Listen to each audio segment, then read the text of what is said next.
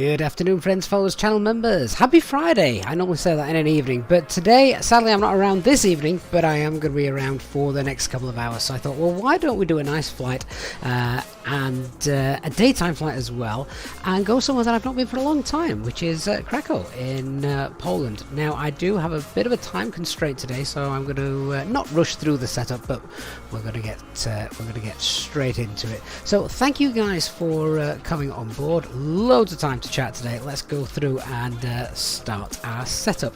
We are of course at Belfast, the new Pyreegue airport. This is a pre-release stream. It should be released if all goes to plan. I believe tomorrow is the release date for this airport, so keep your eye on social media and things for that. What a fantastic airport, and if you haven't checked this out yet, then do check out the video I posted yesterday, which takes you through all the various aspects of this wonderful airport. For those of you familiar with Glasgow and Edinburgh, really good, of course. This, I would go as far to say, is even better. But anyway, let's get on board, shall we? So we're in our Fenix aircraft today. Our aircraft is pretty much already, I've already gone through and checked things, as I said, because I wanted to try and do a little quicker start than perhaps normal today. So I'm going to start straight away, get the APU on. 1, 2, 3, there we go.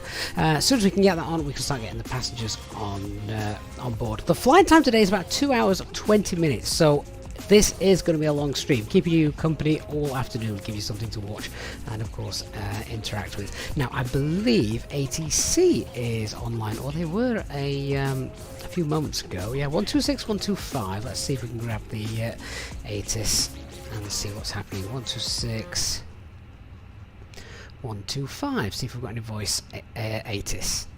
Kilometers or more.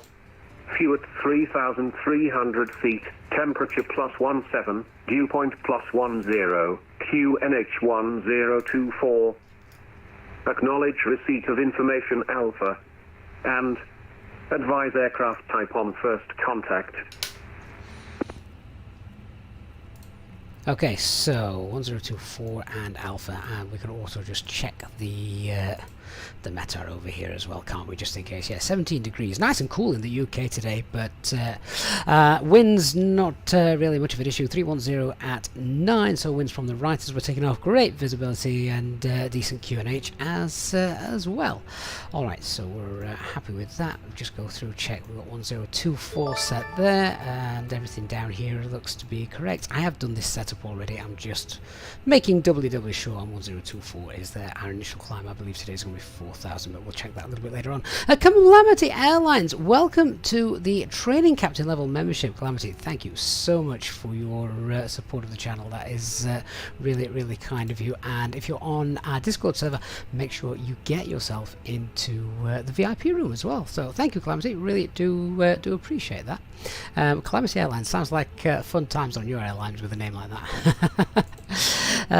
Right, so we've got the weather. APU bleed is on. No, it isn't. APU's on. APU bleed is now on. I'll just give that a minute and then we'll start setting, getting the passengers on. So, very quick check. We've got our 3.5 greens, correct ARAC cycle. When's that expire? In about 5 days. Okay, let's get the ACARs uplinked. Should come through in a second. For those of you on YouTube, of course, the operational flight plan is already pinned in the chat. So our call sign today is an easy call sign. Not had one for a while. Easy 8 for Echo Yankee, is it? Yeah, 8 for Echo Yankee. Constant index of 8, and we have a cruise flight level today of 370. 370, temperature is -47, ground temperature is 15, that's handy, and 33,617. The troppo, grab that wind.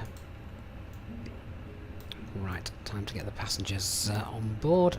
Packs are on, and all is well. Let's go to our mass balance page. Alright, fuel for today. Do you know what? The weather in Krakow could not be better, so I'm struggling to find extra reasons to take fuel. The weather's going to be good today. The en route and everything like that. So just perhaps for a little bit of APU burn, and there's a little bit of icing actually. We'll have a look at the SIGMAT charts in a bit. A bit of icing on en route during the descent. So I really can't see any reason why we'd need to take more than 9.3 tons, which is just about half a ton extra overall. So I'm going to take 9.3, which is an extra overall for the flight, including the contingency of half a ton. Right, let's get that aircraft loaded in real time. 155 passengers. Off we go. Cabin crew refueling is underway and the bags are starting to get loaded, so let's open the doors and allow our passengers on board. Thank you. No problem. Right, so whilst they're boarding, there we go, there's the winds there on. What's next? Okay, so we'll check out IRS in it. Grab the chart so I can see that we're in the correct place. So we're at stand 13, which should be 5439.7 north, yep, and 612.8 west. Perfect. Right, onto the flight plans. So departing runway 25. No SID, of course. There's no SIDs here in Belfast. Clear those messages out. And then we are direct to Lisbon. Arrival at the other end. Nice straightforward arrival today as well, hopefully. So ILS 25. At least I hope the ILS is working. I'm not read the NOTAMs. We'll read them en route. We've got plenty of time. Mapic 3 Golf. Oh, where have you gone? Come back. There we go. And that comes in via, is it Borsey? I have to double check this. Yep, Borsey.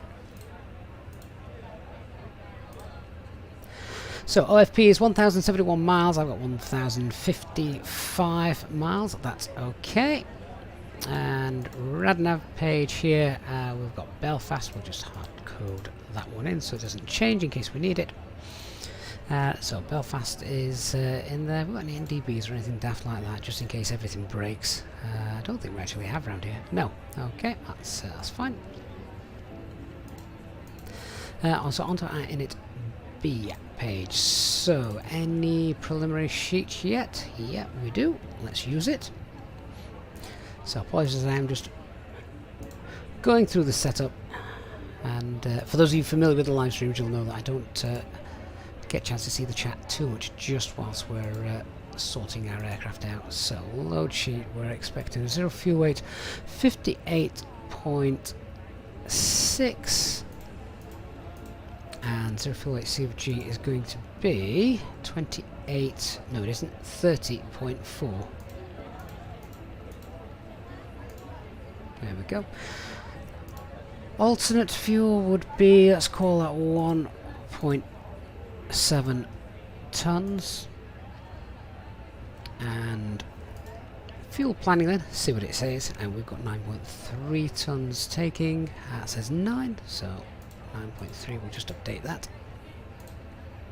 An extra 7 minutes of flight time, that's fine. Right, look at the takeoff weight, 67.7, that's probably the heaviest we've had in a while, and that's probably due to the fuel, to be fair. Right, let's go ahead and accept that. We're going to do our performance in a moment. So 28.2 is our takeoff weight CFG.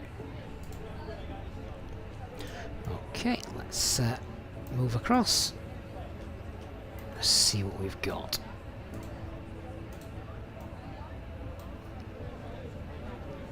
So, runway 25, it is indeed dry, config 1, off, takeoff weight of, I've forgotten, I've forgotten already, 67.7. I'll just make a quick note of that in front of me. There we go. Right, yeah, so 677, and that takeoff weight CFG 28.2. Grab the live weather, and I don't think there's any intersection departures here, or if there are, it's probably not worth it. No. I don't think we're going to take off from Bravo, so Alpha 1 full length. There it is. 145, 146, 147.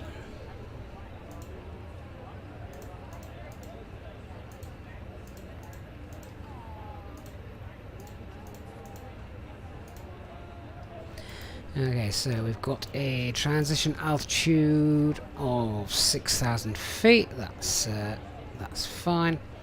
And thrust acceleration 1,268, 1,268. Yeah, engine out also the same. Flaps 1. What's our flex? 63. Alright, secondary flight plan. Let's have a look.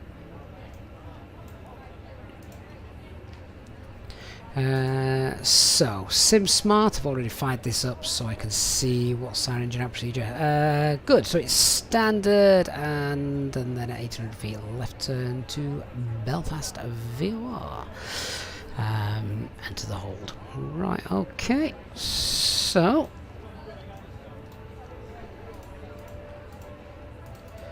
create our waypoint. Can pop this just here. Echo Golf Alpha Alpha. Right, 25. Oh no, that's fine. Yep. Runway 25. Bearing. What's the runway heading? It is 247.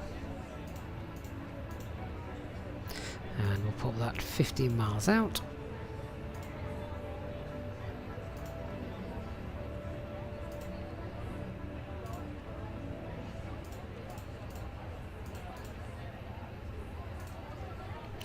Okay, and then we needed to make a left turn, didn't we? Was it left turn?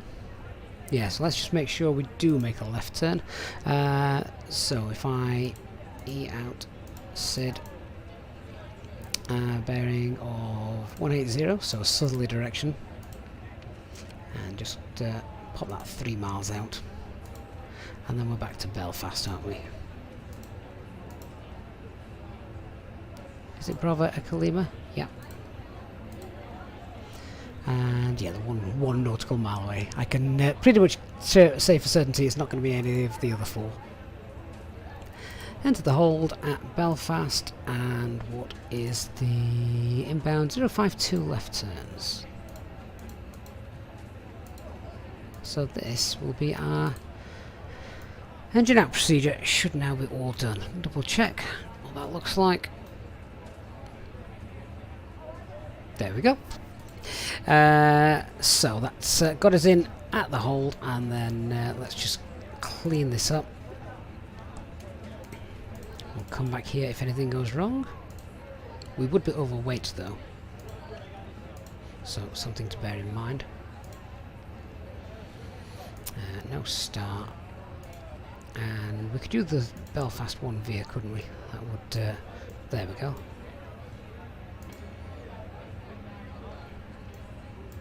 Lovely. Let me just zoom out on that, check what it looks like.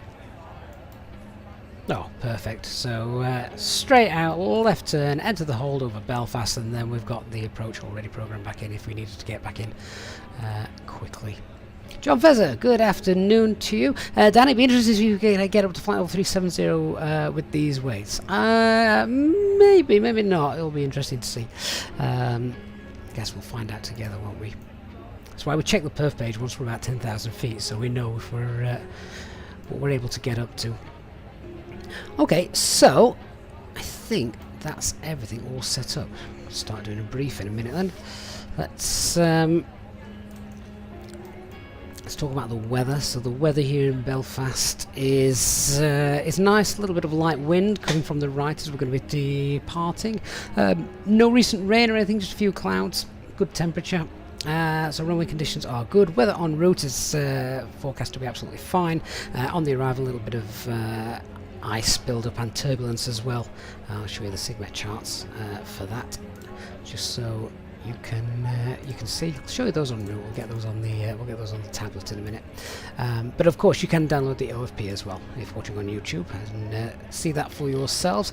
Aircraft type is A320, fully serviceable with the exception of the weather radar. Good performance as well from the aircraft with slightly less than normal fuel burn. No NOTAMs for our departure. Haven't had a chance to read the ones for the arrival. We'll do that en route. Threats to be aware of at Belfast. Well, Belfast is quite nice and straightforward. It can be very windy when you're arriving here, well, and departing, but today's quite good. So just threats to be aware of. We've got no SIDS or anything like that, so a little bit unfamiliar. But if we just have a look at the overall picture of Belfast there, you can see it. Minimum safe altitude is nice and high anyway, so it's about 3,400 feet just as we depart, and then as we turn to our first waypoint, which is Lisbon, it's 3,500 feet. So yeah, really not too much to concern ourselves with departing here out of Belfast with regards to threats. The taxi's not ridiculously long, so you could say a potential short taxi. That could be. We've got a lot to get done, so we'll make sure we're stationary for a little while before we get on the taxi out, so we don't want to run out of time. So let's talk about the actual taxi then itself. So we're stand 13. We'll push back facing south on X-ray, and then we'll take Lima. It'll be holding point Alpha 1, and then on the departure, as I said a minute ago, there's no SIDS, so we'll get up, and when we're happy, we'll make the left-hand turn to our first waypoint, which is Lisbon. So noise abatement 2 for the departure. Our initial climb is going to be at 4,000 feet. ATC can confirm that shortly, and it's going to be a left turn. Transition altitude 6,000 feet. Emergency brief then, so standard Airbus emergency brief. Engine out procedure is standard, and we'll fly straight out, and once we're happy and above 1,800 feet, make a left-hand turn and come back to hold over the airport VOR, and we'll hold safely at an altitude of 4,000 feet if we need to. Right, I think that is everything pretty much done. We're just having a look now and seeing how how they're doing. Okay, get on faster. I have places to go. Danny, you still need to get used and learn how to put the outs in them. Was fiddling around with that bit. Right, well, Danny, I've got good news for you. I've got a video coming out. It's already done. It's already been filmed. It's ready to go. So there is a video coming out explaining all the engine out procedures, how we pop them in, simple ones to more difficult ones as well. So that will be one for you to watch out for a little bit in a couple of days' time. Fitzy, celebrating 17 months of membership. Fitzy, thank you so much for your continued support over that time, nearly a year and a half. Says, great to see you live. It's hard in Australia. What on earth are you doing up at this time in Australia? Well, I guess it's Friday night, isn't it? Yeah, or Saturday morning, as it would be now. James Mitchell, good afternoon to you. Doctor on board. Yeah, Belfast has been busy today. Obviously, lots of people trying to showcase this wonderful airport off. So we're just going to get in touch with ATC actually and get our clearance. Are they still online? We've got 12175. So let's go and give them a call.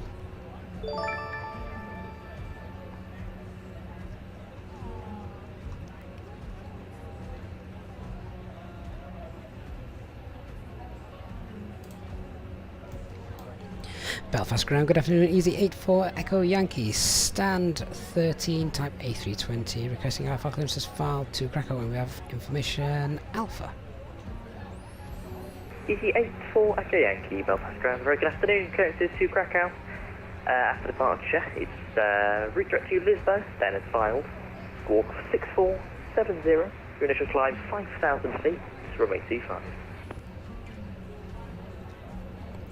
Clear departure, runway 25, then proceed direct Lisbon. Initial climb 5,000, squawk 6470 for Easy 84 Echo Yankee. Easy 84 Echo Yankee, thank you, we're back correct. Lovely, so let's put the squawk in. And 6470, and oh, try again. Oh, come on. 6470, and that initial climb is 5,000 feet.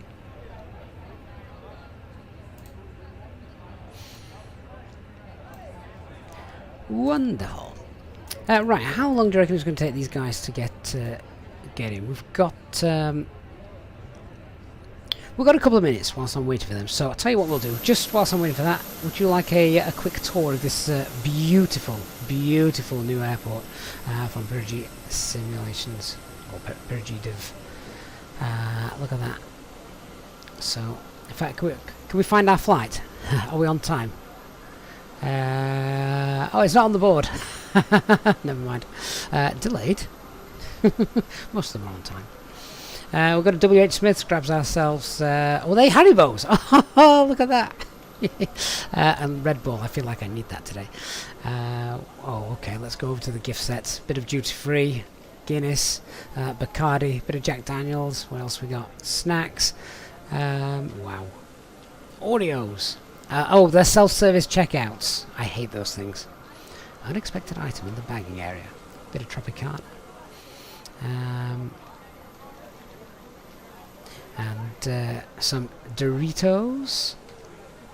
Oh, they've got my favourite flavour as well, flame grilled steak. Can't always find those when I'm in the supermarket. Shredded. Look at all these advertising for Nestle and Kellogg's. They don't know. That's beautiful. Let's. Should we go in the executive lounge, or no? I'll tell you what. I like the Starbucks. The menu for Starbucks is just absolutely phenomenal. Let me check this out. Look. I can't believe the amount of detail that they've gone into here. They've literally got the menus. It's ridiculous. It's amazing, isn't it? Yeah, moving passengers as well, animated. And what else have we got? Should we get some tech? iPads, iPhones, headphones, gaming computers, or all the gaming keyboards. I feel like you could do such a good video showcase of this, couldn't you? You really could. Oh my god, I've not been in this bit. Oh. Literally, how the heck do they do all this stuff? As someone who is not a scenery designer or coder, I look at this and I just think, wow, this is absolutely amazing. A says the best thing about the holiday is sitting in Starbucks watching the planes. I think you need to go to better destinations on your holiday if that is the best thing. But I know what you're saying. I absolutely know what you're saying. Getting there early and just sat there enjoying the views. Right, what gate are we at? We're at gate 13, aren't we? So should we make our way back? Gate 10 to 14 is straight on. Where's gate 13? Oh, actually, it won't have one, will it? Because it's on the ground. Gate 11, gate 14. Oh well, I guess we're down here somewhere. Where's my airplane? There's my airplane. I have to walk out to it.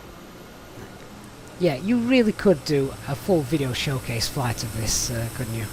If someone took the time to do it.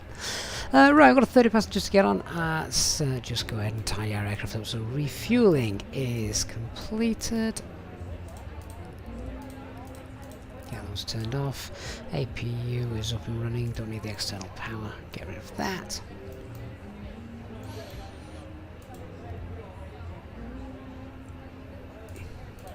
Get rid of those as well.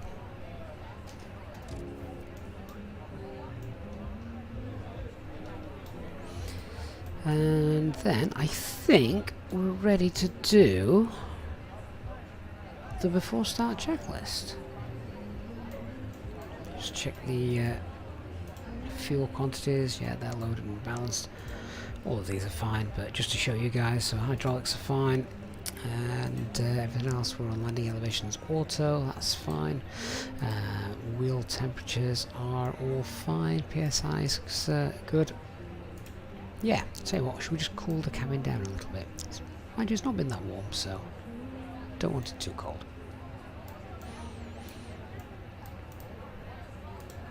There we go. Right, where's my checklist? So, before start checklist, cockpit preparation is all completed.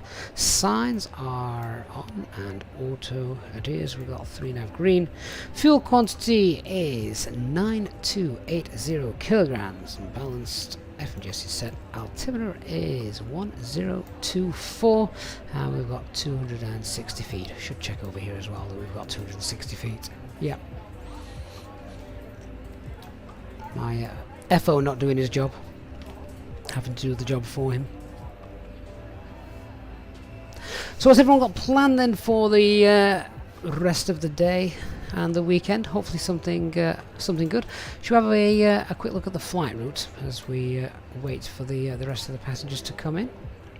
I'll just disconnect that now so I don't forget later. There we are. Let's bring the Navigraph up.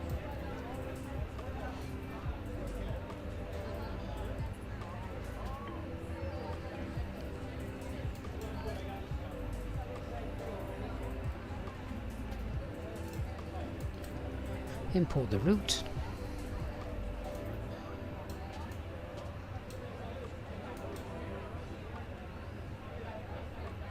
There we go.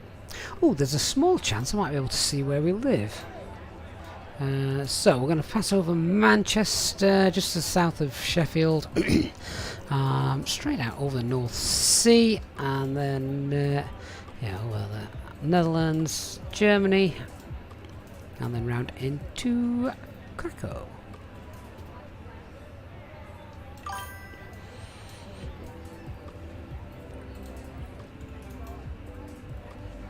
Whilst I'm just waiting then for those last few passengers to come on board, let's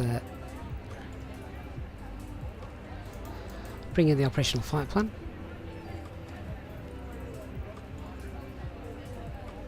So the weather that I was talking about a little bit, yeah, look at this. I mean, the weather there tomorrow looks awful.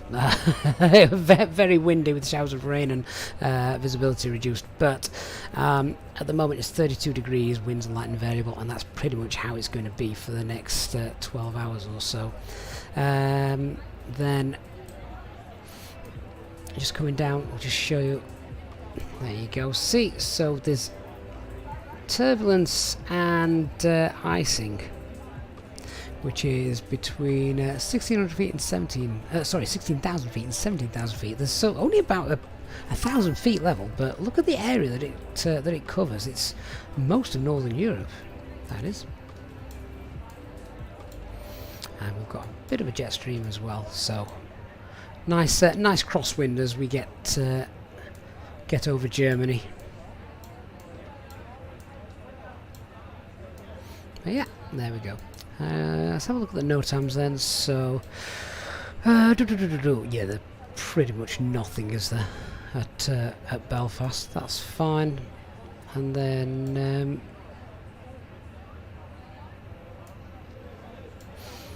to be fair, there doesn't look to be that much either at Krakow.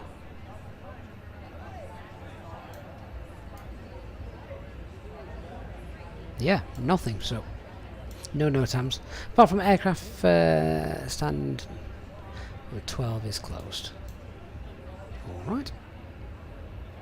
William, thanks mate, thanks for being there. William, you get everywhere. You're at Edinburgh, you're at Belfast. You're like my official ATC.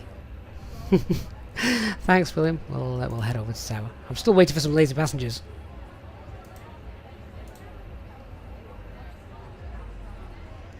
And boarding is now completed. Finally.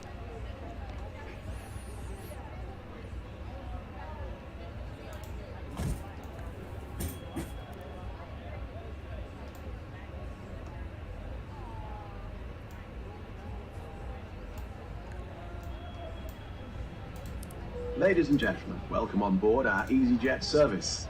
Please place your large bags into the overhead locker, wheels first, and keep your small items under the seat in front of you. These include laptops, handbags, duty-free and loose items of clothing. Once you have safely stowed your cabin bag, please take your seat. To help us ensure a prompt departure, we would kindly ask that you keep the aisle clear, enabling all remaining customers to board. Your seatbelt can now be fastened ready for departure. This is a no smoking service. Thank you for observing this policy. Thanks a lot. Okay, so let's get our pushback all sorted. Let's just close the flight deck door, move that out of the way. And Esk, good morning from Central California. Good morning indeed. Hope all is well with you over there. Let's get toolbar pushback pre-planned. This is going to be the longest flight I've done with this brought back into the community for, so it'll be interesting to see if we get any degradation over time. Hope not. Hope not.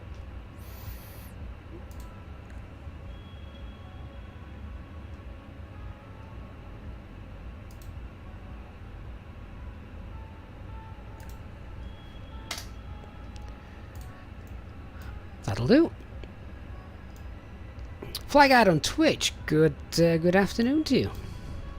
Alright, 1183, that was the frequency for Tower, was it? We'll let them know that we're ready in a moment. Okay, let's request the pushback.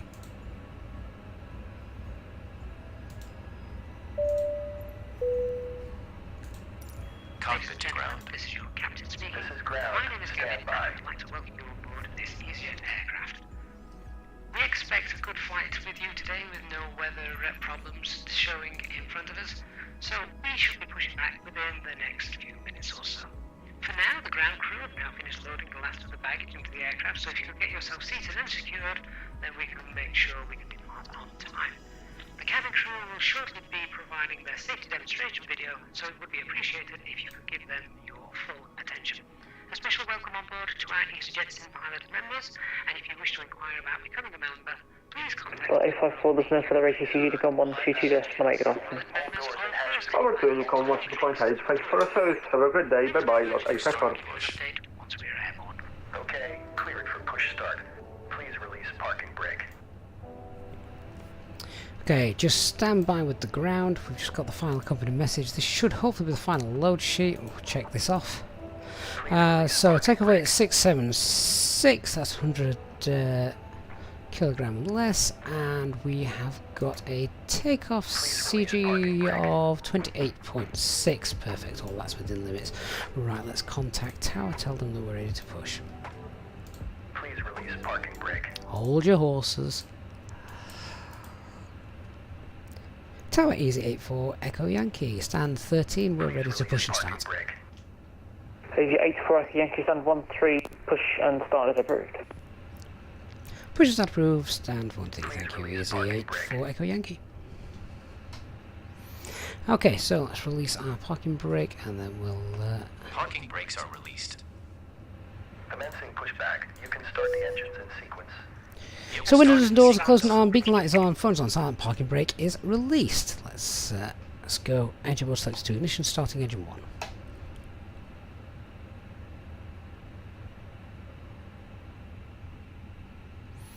Paranoia check that our APU bleed is on.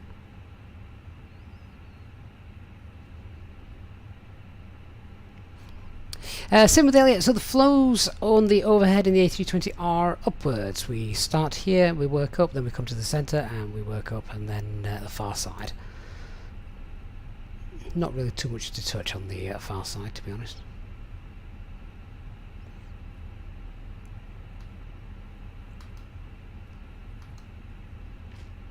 Oh, I know what we've not got connected up. We now ask for your attention while we take you through the safety procedures on this aircraft.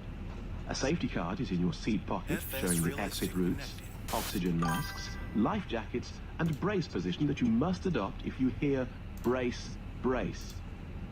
There are 2 emergency exits at the rear, 4 in the middle, and 2 at the front of the cabin. Floor lighting will guide you to an exit. Engine 1 stabilised, starting engine your 2. nearest exit may be behind Okay, pushback completed. you. In Please an set your parking emergency, brake. leave all cabin baggage on board. Your seatbelt is fastened, adjusted. Swag Guys Bay, if you can get yourself on our Discord server, there's people on there far more knowledgeable about such things than myself. You keep it fastened at all times. If the air supply fails, masks will drop from above you. Set parking brake. Pull a mask towards you to start the oxygen. Parking brake set. Put the mask over your nose and mouth. Startup is complete. Hold in place with the strap. Roger. Pull on Engine each start. side Clear to adjust. disconnect. See you at the side. Put on your Have a own good mask flight. before helping others. Holding position waiting for the If visual. we land on Thank you and water, goodbye. take the life jacket from under your seat. Put it over your head. Pass the tapes around your waist. Click together Oh, and pull the strap to adjust. where did he Do go? not inflate it inside the aircraft. When outside, inflate by pulling the toggle. If it fails to inflate, The or magician needs that is the topping tug driver. up, blow into the tube. There is a light and whistle for attracting attention. We also carry flotation aids for children. Your tray table must now be stowed, armrest down, window blinds open, and seatbelt fastened. We wish you a pleasant flight with EasyJet. Okay, so engine number 2 is stable as well. Let's go through the usual flows.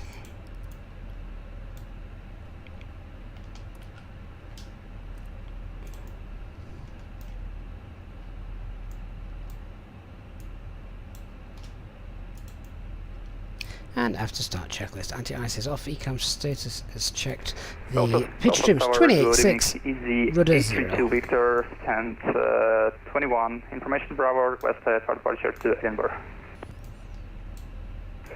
Easyjet 32 Victor Aldegrove tag is afternoon, clearance to Edinburgh via the Papa 600 airway, climb to altitude 5,000 feet, squawk 3527.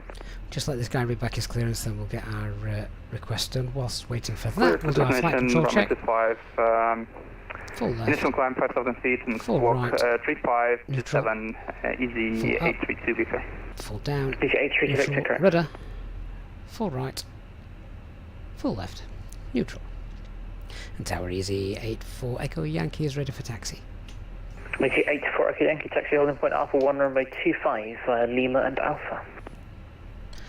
Lima Alpha, hold Alpha 1, runway 25, easy 84 Echo Yankee. Aldegrove Tower, good afternoon, easy 856, Bravo, information, Bravo on board, stand 15 A320, clearance to Edinburgh, please. Easyjet 856 Bravo, Aldegrove Tower, good afternoon, clearance to Edinburgh via the Papa 600 airway, climb to altitude 5,000 feet, squawk 3373. Papa 600, climb 5,000 and squawk 3373, easy fat. So no change to our performance. Easyjet 856 Bravo, correct. QNH still the same. Engine and procedure is standard 1800 feet left turn back over the Belfast VOR. Departure is a left turn, direct Lisbo, and our initial climb's 5,000. Before takeoff checklist, flight controls are checked, departure briefing is confirmed, flap setting in config 1. FMA takeoff data 145 blue, 147 magenta, climb now blue, 152, 5000 blue, flex 63. Transponder is set, ECAM memo, takeoff no blue, and the EFB is stowed. Welcome on board everybody for a fun afternoon flight.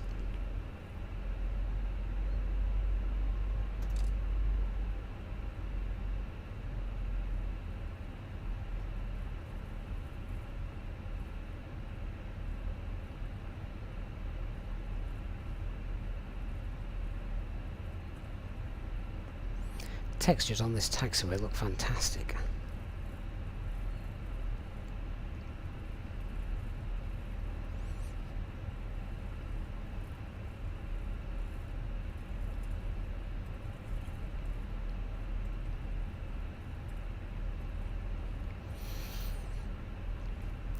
This, of course, now with the release of Belfast, gives you the option of, with the amazing scenery from Pyreegue, gives you the option of doing the really short flights that Easyjet do. So Belfast, Glasgow, Belfast, Edinburgh. You know, kind of basing yourself here at Belfast and flying to from. It's really nice. And the shorter flights, they're the most work intensive, obviously. Belfast Tower, hello, this is Ryanair 6 Hotel Papa, stand 26, type 737-700. Fully ready to copy IFR to London Gatwick. Runner 6 Hotel Papa Aldegrove Tower, good afternoon. Clearance to Gatwick via the Quebec 39 Airway. Climb to altitude 5,000 feet, squawk 7025.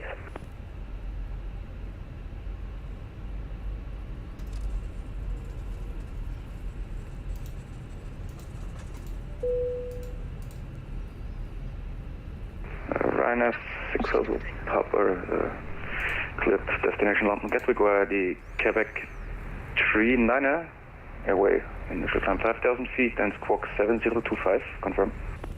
Runner 6 Hotel Papa Airway A firm, readback is correct.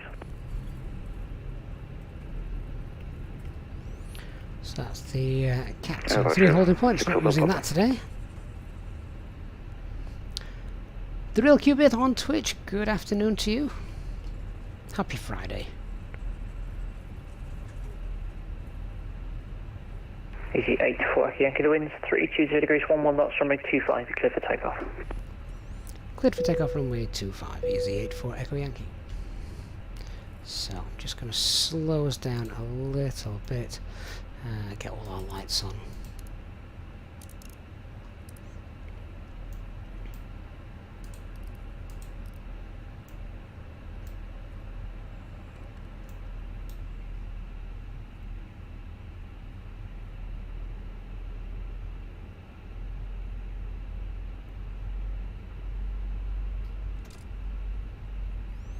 So, before takeoff checklist bloodline, cabin is secured, engine mode selector is normal, TCAS TA RA, packs are off, anti-ice is off.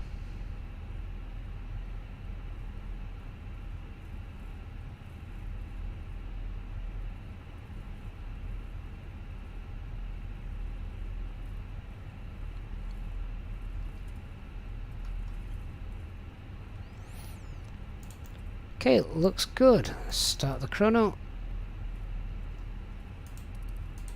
And set 50% in 1.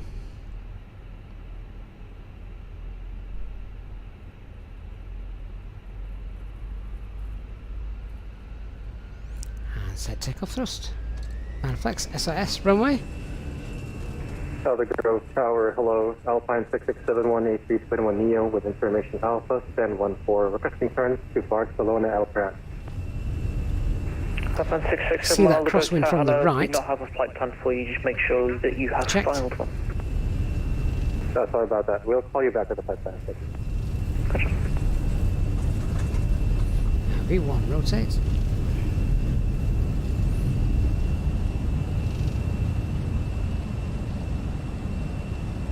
Nav.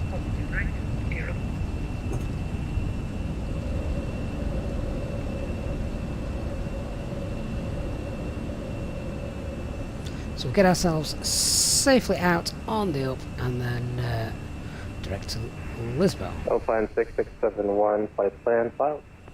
6771, roger, stand by. Thrust climb. Climb. Easy 84 Echo Yankee, when able, squawk mode Charlie.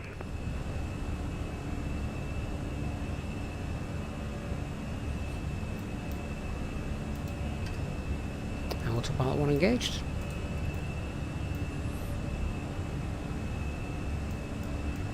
Easy 84 Echo Yankee, squawk mode Charlie. Squawking mode Charlie, easy 84 Echo Yankee. 84 Echo Yankee, many thanks. There's no further ATC Unicorn 122.8. Good afternoon. Over to Unicom, thanks for the service, easy 84 Echo Yankee. Flaps 1, correction, flaps 0, and spoilers disarmed. Yeah, didn't set the transponder, did we? Ah, naughty. Alpine 6671, about clearance advice when you're ready to copy. No further 6671, ATC, go ahead. let's get ourselves up to, we'll climb flight level 190, we'll keep an eye on that.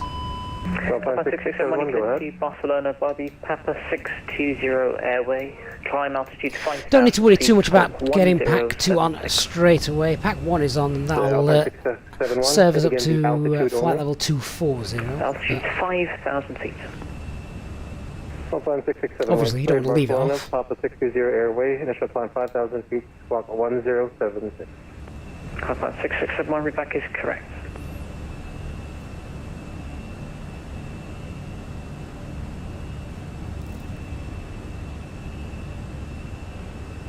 I just want to say, I like that. Reading what a wonderful afternoon you've had for a Friday off. But it's going to be ruined soon by collecting the 8-year-old from the childminder. Well, that's why I need to be out of here by about 5:15 local time, which... I'm going to need that tailwind to increase. Peter says, don't feel too bad. It happens more often in real life than you'd think. I can understand that. It only takes something, a slight distraction, or maybe cabin crew coming in just as you're in the middle of that flow, and yeah, you forget to turn that switch.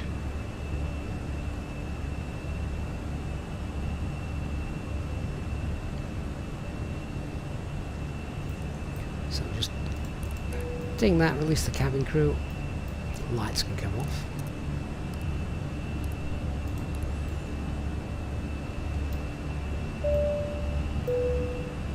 Ladies and gentlemen, please keep your seatbelt fastened while the seatbelt sign is on. We recommend that you keep your seatbelt fastened whenever you are seated. Toilets are the Good News 7 on Twitch. Airports in India, China or Pakistan which look good in Microsoft Flight Simulator. I'll be honest, I don't fly in the area, so I couldn't tell you, to be honest. Right, passing 10,000 feet. So...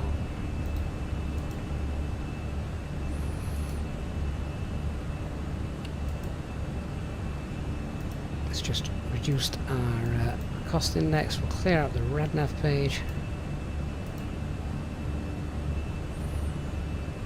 Copy the secondary flight plan. Sorry, copy the active flight plan. There we go. And if we have a look at the progress page, flight level 340 is the optimum. So yeah, we obviously can't go 34. We'll find the wrong way. So let's climb initially flight level 33. In fact, can we go 35? Yeah, no, 35's fine. So flight level 350 blue. 332 Victor, ready for pushback and start. EGAA 32 Victor 721, push and start is approved. Push and start approved, Victor. Easy 838, 832 Victor. Real Qubit on Twitch. Would I fly the A321 with fly-by-wire systems? Bravo, stand 15, request push and start. Not unless 856 Bravo, stand they did something 15, about push the and start overall approved. handling of the aircraft. It's not approved, Easy 856. It was just... yeah, there's... we've been spoilt by fly-by-wire, and Fenix, of course. So, going back to those kind of flight models, which are just not realistic in the slightest, it's kind of hard to go back. Peter, we were released on Unicom. Yeah, I just tuned to. I just left it tuned to the tower just for a bit of essay, because on Unicom no one knows where anybody is. So if we just leave it on there till we move a bit further away, and then I know who's bringing up the rear, so to speak.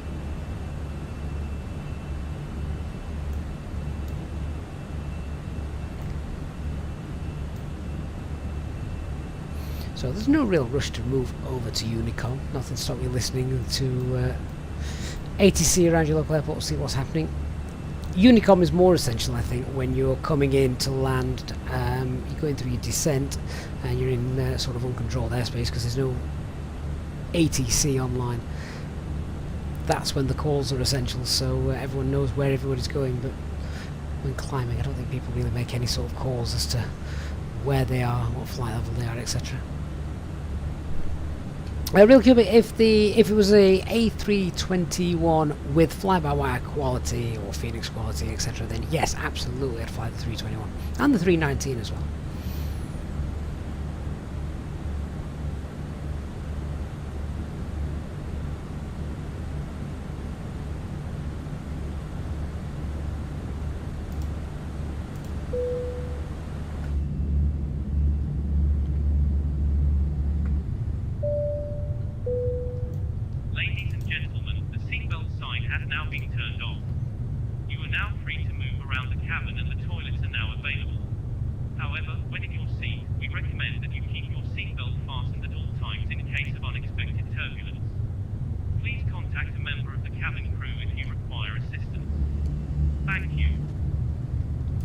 And that's it. Goodbye to Northern Ireland. Real Qubit, that sounds interesting. I'll keep an eye out for that.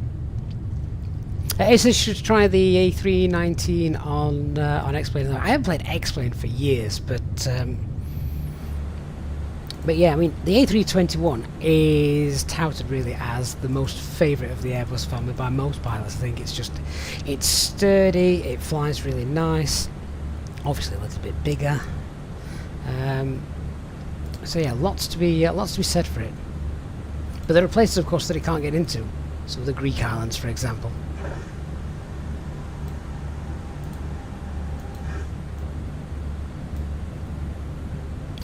And hey, that's what we're all hoping for, that Microsoft Flight Sim will eventually get to the same kind of flight physics and things as X-Plane.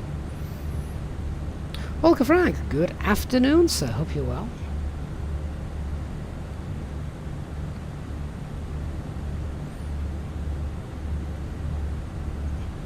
Chubby, you think the A321's light because the cockpit is bigger? No, it's not. The flight deck is the same. Oh, the only thing that they change with the, as far as I know, the only thing that they change with the between the A320, 319, and 321 is the fuselage length. It has some extra panels in, but the cockpit is the same.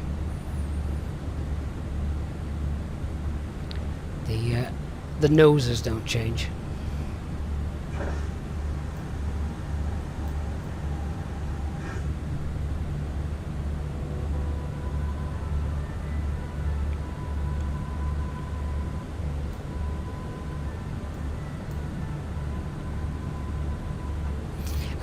Real Qubit said the developers can't do much with the physics because it's super close and the battery can't be modified. And that's down to Azoba, isn't it? That's where they need to start to. It's the same thing with I don't understand why the weather radar wasn't open to them sooner, because it's kind of like a bit of an essential feature, really, isn't it? So yeah, lots of things that perhaps should be open a little bit more.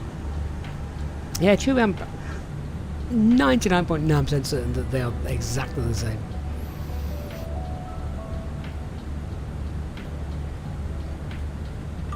Particularly where you sit up front. The only thing that might be bigger, is, I don't know, maybe the space perhaps behind, but all of this stuff, the FCU, all the panels, everything's pedestal, that's all exactly the same.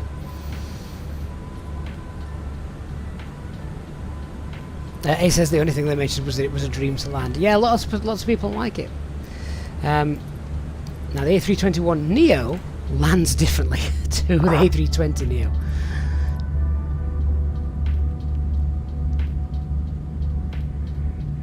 You don't need to flare quite as much.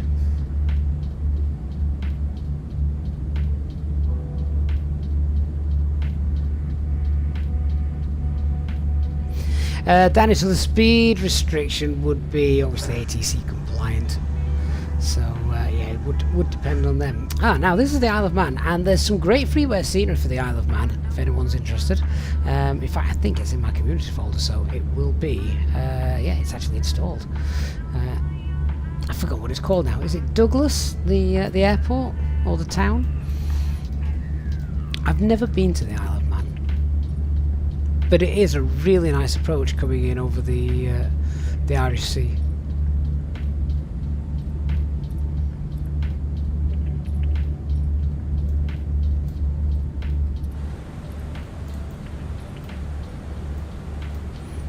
Real Cubit says cockpit dimensions are the same in all the 320 family. That's fine. Yeah, I say 99.9% sure that they were. So they may have slightly more space back here, but I certainly couldn't say for certainty. The only thing I could say was that yeah, everything you're looking at here on screen is exactly the same.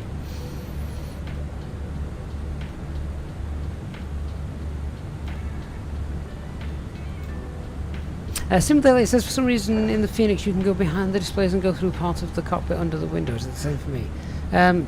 If I'm using the camera to move around, yes, Yeah. Oh, the Isle of Man TT races, which sounds fantastic, but people lose their lives there every year, don't they? I guess that's their choice, though.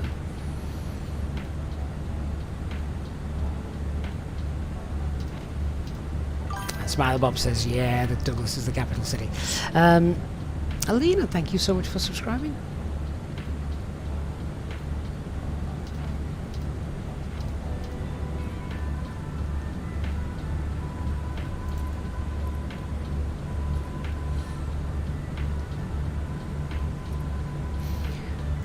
Going to be interesting to see what the weather looks like as we get to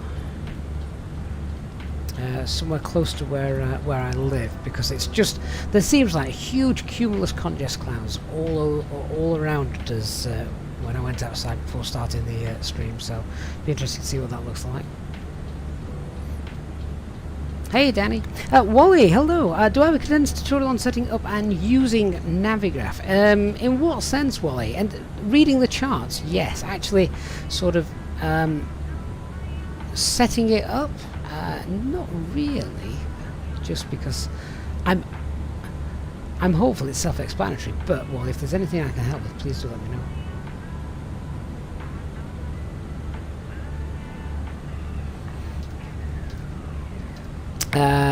Livona living, imagine jumping a bike at 180 mile an hour. I couldn't. It's not within my makeup. Some people are daredevils, aren't they? They love stuff like that. Me, I have to pluck up the courage to get on a roller coaster, and I haven't been on one for years. Used to go all the time to Alton Towers. For those of you in the UK that know that place, it's only about an hour away from us. Used to go there regularly. What was really good, of course, when you were young and you had no responsibilities at all, is if you were free on a day in the middle of the week when, you know, all the kids are at school and you could just walk in to Alton Towers and go on any rides as many times as you wanted, because there was no queues or anything like that. There might be like 2 or 3 people in a line.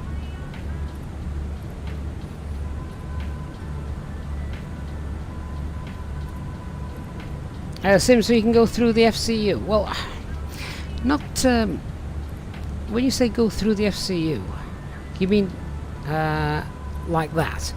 Yeah, but why would you?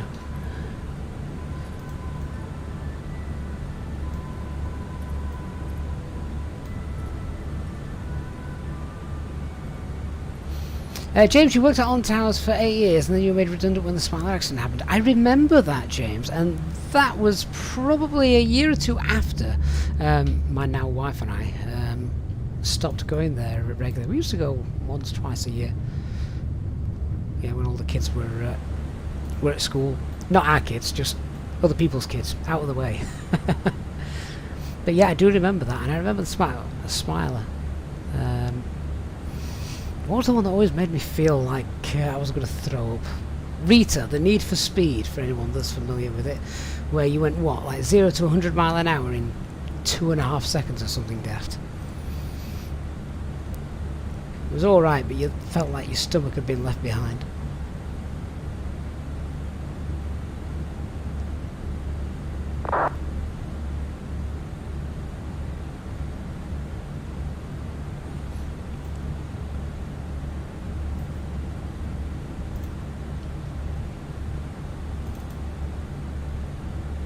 So, breast control is online. Yeah, sadly we're going nowhere near them today. We need some maybe Amsterdam radar and some German ATC to come online.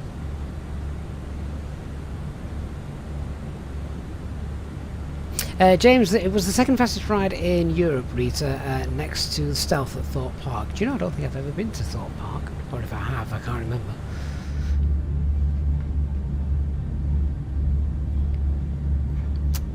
Is that the north coast of Wales? I think that might be.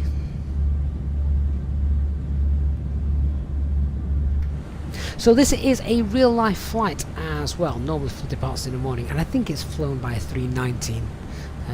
But we don't have one of those in the sim yet, so 320 it is. Oh, we're going to fly directly over Manchester.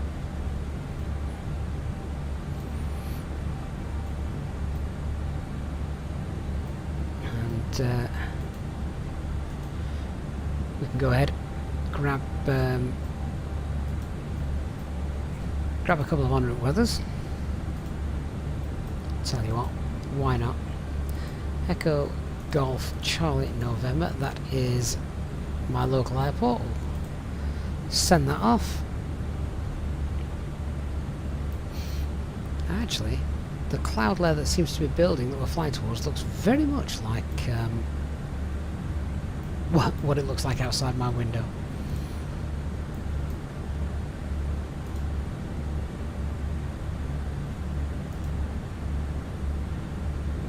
So 350 is going to be the way to go until we've burnt off some more fuel.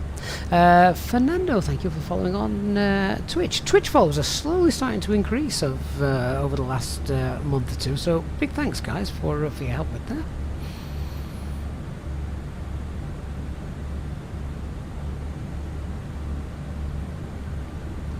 So about 500 feet to go.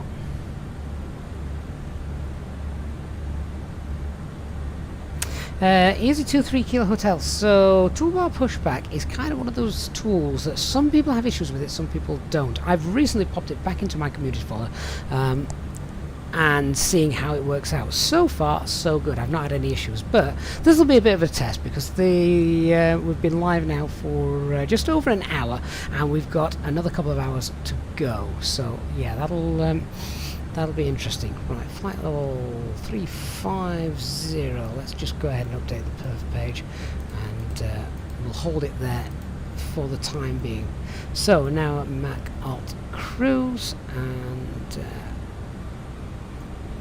set TCAS to below. Back to a cost index of 8, which makes very little difference.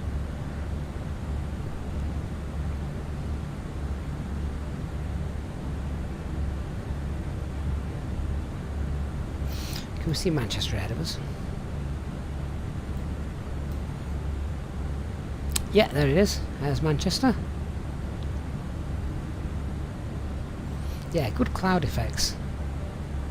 Very good cloud effects.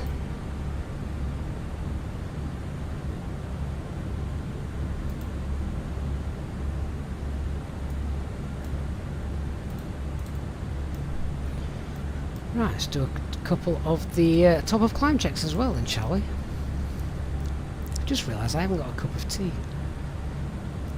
Don't like flying without a cup of tea. Ladies and gentlemen, from the flight deck, we're delighted to hear that we're now at our cruising altitude and we hope to give you nice views throughout the flight as we have good weather ahead and should be experiencing any turbulence. Of course, this means that you will not spill any of your drinks that you may have from the cabin crew as they begin to start making their way around the aircraft. Could you please ensure that the eyes are kept clear so the cabin crew can offer you their cabin service, which will begin shortly.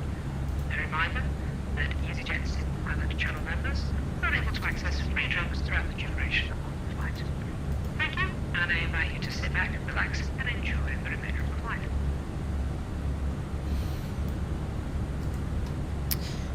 Lovely, done. Right, sit back, relax. All the way to Krakow, which should, I say should, be a nice straightforward, easy approach. So we'll go down there. We've got, I don't know where we can see from here, perhaps maybe areas of Preston, perhaps. Just over here somewhere. But does look quite neat, that. And over at the other side, did we fly over Liverpool? We might not have done. Liverpool may have been a touch south of us. Yeah, so Liverpool was slightly south. We've got Manchester coming up in 10 miles or so. Grab that weather that I asked for. So this is Doncaster, Robin Hood, Sheffield Airport. Do they still call it Robin Hood, or is it just Doncaster, Sheffield Airport now? Either way, it's facing closure. Oh wow, okay, so showers in the vicinity and gusts up to 23, but good visibility. Alright. Good job I've not got the washing out. Nick says, according to Fenix, the issue is a memory leak in toolbar pushback. I'm not confirmed, so we'll need to see an update to the add-on for proper resolution, though. Yeah, it hasn't been updated for a while, that one. Rooney, hello, mate. Is it hot in the UK right now? No, actually, this is the coldest day that it's been for months, actually. And I'm not going to complain, because I'm not a huge fan of 30+ degrees weather, unless I'm on holiday.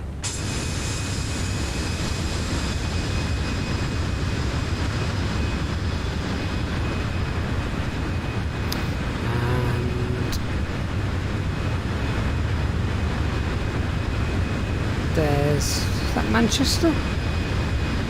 No, that's not Manchester. Where's Manchester Airport gone?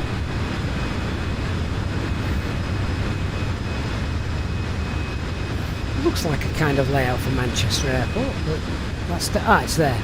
Oh yeah, it'll be. Is it Woodford? Woodford Airport, just to the south. There's Manchester Airport.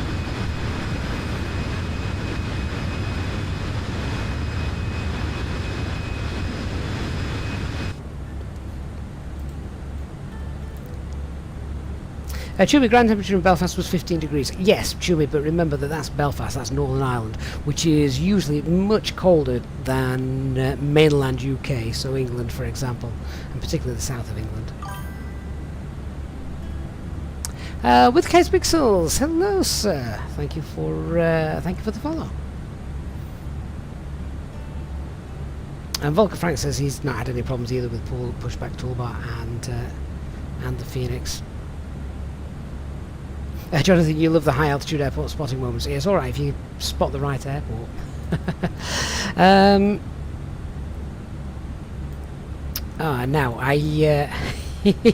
So a few in the Discord server may have seen me post an image a while back.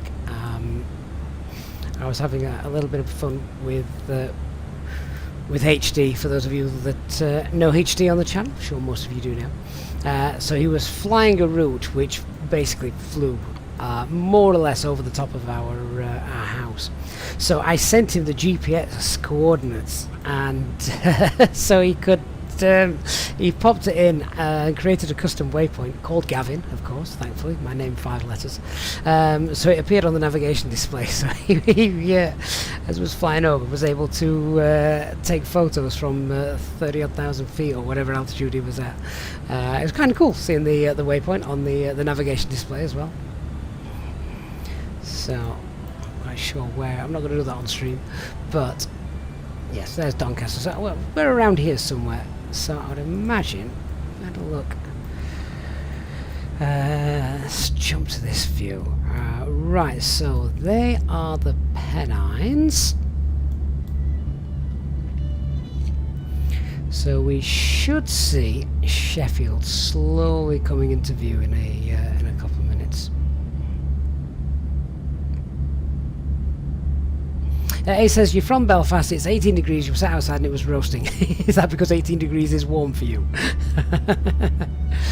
Roger, hi. Do you know how the COVID-related APU procedures worked? So, you need the APU bleed on. Yeah, you basically need the packs on and APU bleed working whenever you have got passengers on board.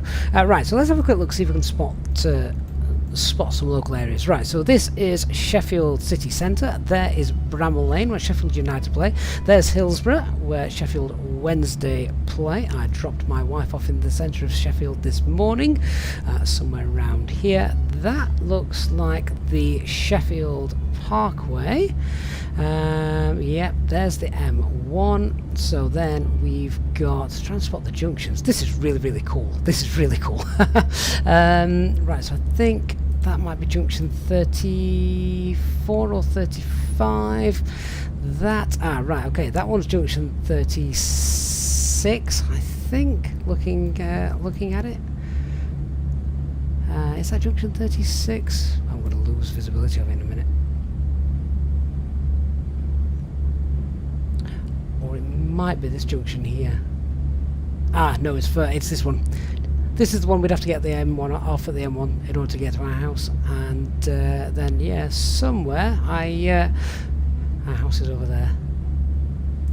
Oh, the fact that you can do that is amazing. That is Rotherham Football Club. And then here is where the M1 joins with the M18. Easy to spot because there's a massive triangle in the sky. And you should have, there they are. You should see the wind turbines down there as well. God, Microsoft Flight Simulator is just stunning, isn't it? Absolutely brilliant.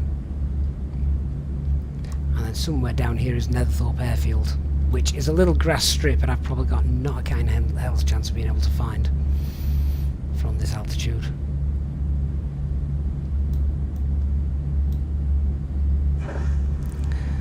Yeah, the beauty of flying over areas that you know. Ah, there's Doncaster Sheffield Airport.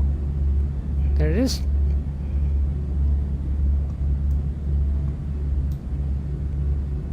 Awesome.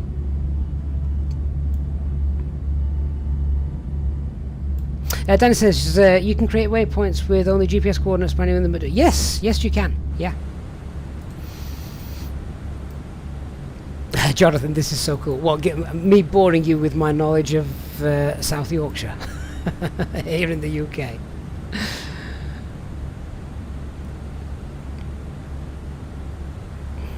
But yeah, that's the beauty of Microsoft Flight Simulator, isn't it? It's so detailed.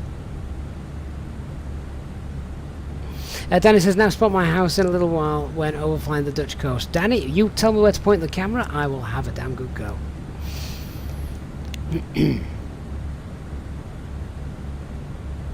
Christian, I think you pretty much summed that up. Yeah, Microsoft Flight Simulator is 2 years old. In fact, is it 2 years old? When did it come out? Was it an August release? So yeah, nearly 2 years old.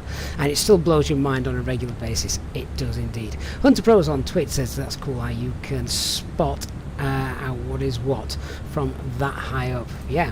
Now, obviously, in the real world, unless you've got binoculars, you're probably going to struggle. But obviously, I've got a scroll wheel, so I can just use the mouse to zoom in and out. But yeah, if you take binoculars on an aircraft, you'll easily be able to sort that stuff out.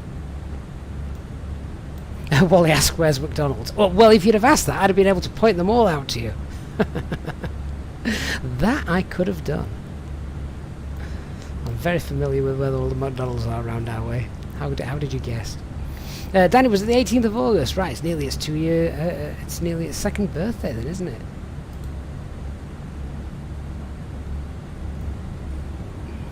Well, I would say let's go and read through the NOTAMs and pass a little bit of time, but, well, there aren't any.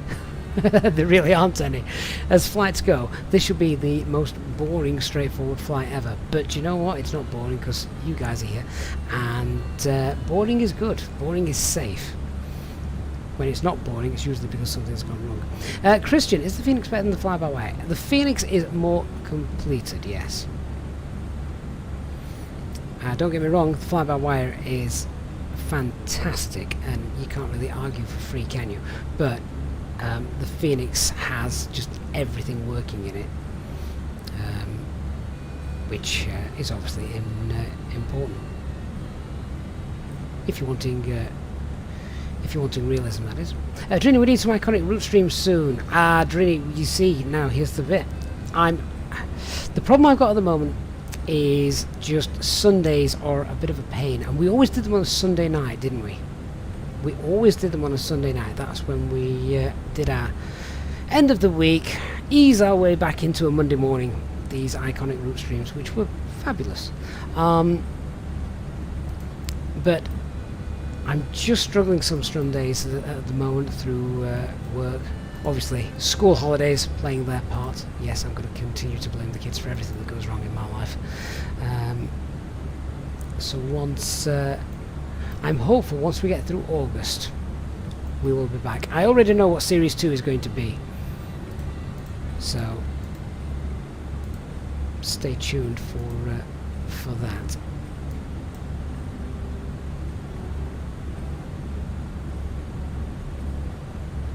Danny says, so do we get the A310 in 14 days on the 18th of August? That is a good point, actually. I'd forgotten about that. Maybe. David, yeah, I know exactly what we're going to be doing for Series 2. It's going to be a long one.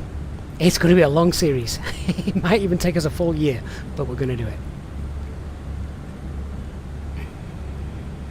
Vulcan Frank, can't wait for the next Fenix update. The whole nav process will be overwritten and the entire handling should be more realistic and more stable. One of the best things that's the things that they're really working hard on is in managed descent, making sure it doesn't hug the bottom of the speed scale. Is the A310 in November? Ah, there we go.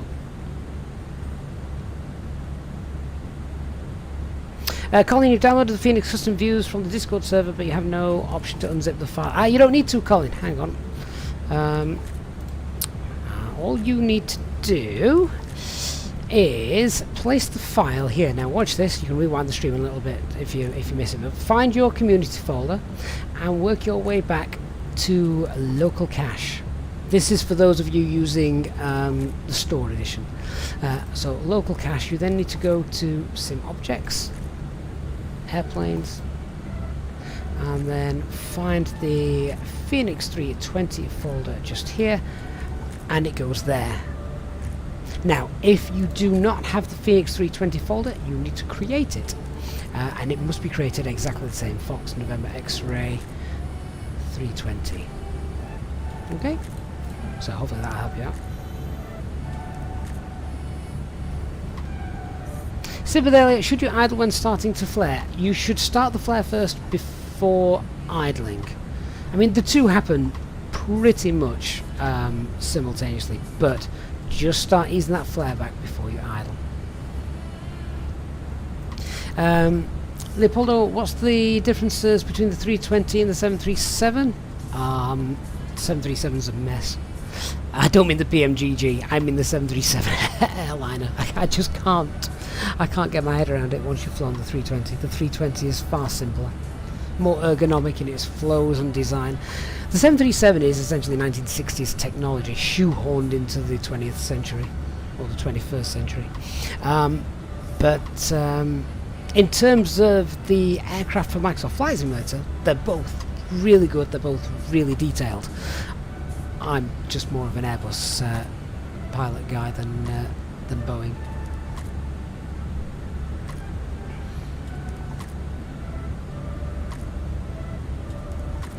Real Cuba says 737s land better and you know it. No, only if you don't know how to land the Airbus.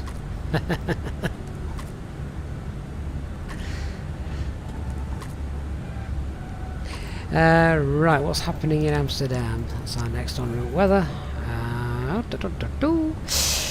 Okay. Winds 320, 15, few clouds 2,500, towering cumulus. See, towering cumulus, that's basically what we've got outside our house now. QNH 1021, no changes. Okay, so good weather at Amsterdam.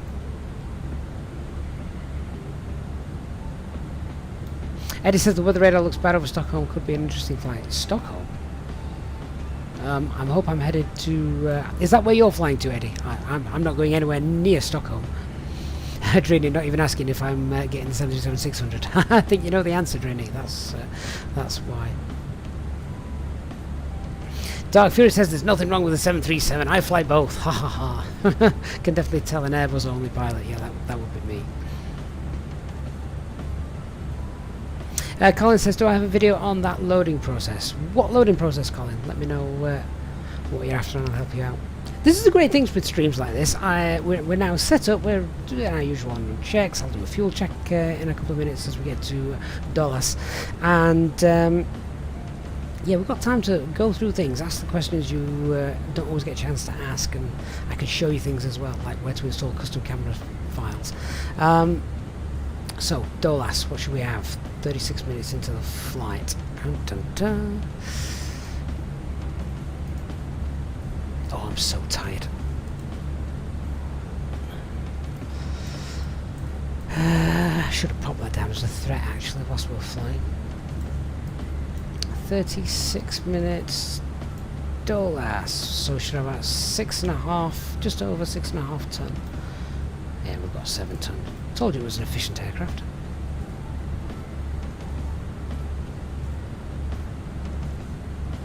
Colin, do I have a video on that process? Yes, I do. I wouldn't be able to find it now. I'd probably have to go to YouTube and search EasyJet Sim Pilot custom cameras, and that'll take you through it a little bit slower. Half-Flight flying with Easyjet next month off to Amsterdam. Hope the flight will not be cancelled. Oh, I hope not. I think the worst of that is now over, but never say never. Oh, so Danny, you're actually next to Rotterdam. We'll have to fly to Rotterdam one day then, won't we?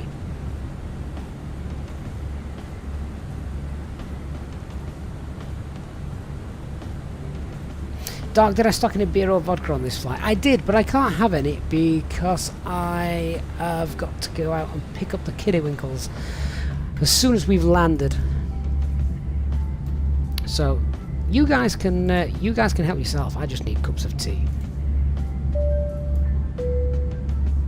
In just a few moments, we'll commence our in-flight service, offering you the chance to purchase a selection of hot beverages together with drinks and snacks from the bar. We accept payment in pounds, euros, most major currencies, and debit or credit cards. The correct change would be greatly appreciated, and if we can be of any further assistance, then just ask us as we join you in the cabin shortly. Another benefit of these long flights, I get to go and grab some food from the galley.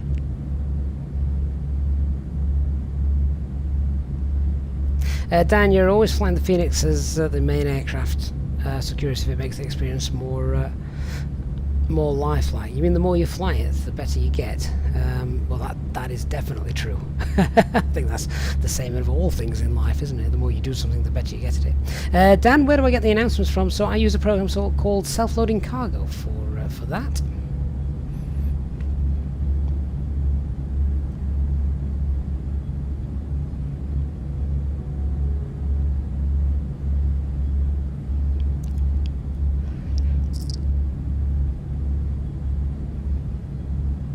So for the next Iconic Journeys series, I've already told you it's going to be a very long one. You can pretty much ascertain from that it's not going to be in the UK.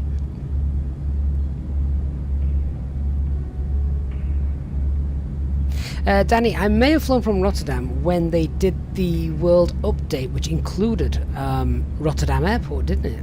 Yeah. Volga Frank, you were in London last week doing some plane spotting at Heathrow and Stansted. After that, watching the final between the Lionesses and your girls in Wembley. Very nice week. That does sound like a nice week, yeah. Dan, you're very welcome.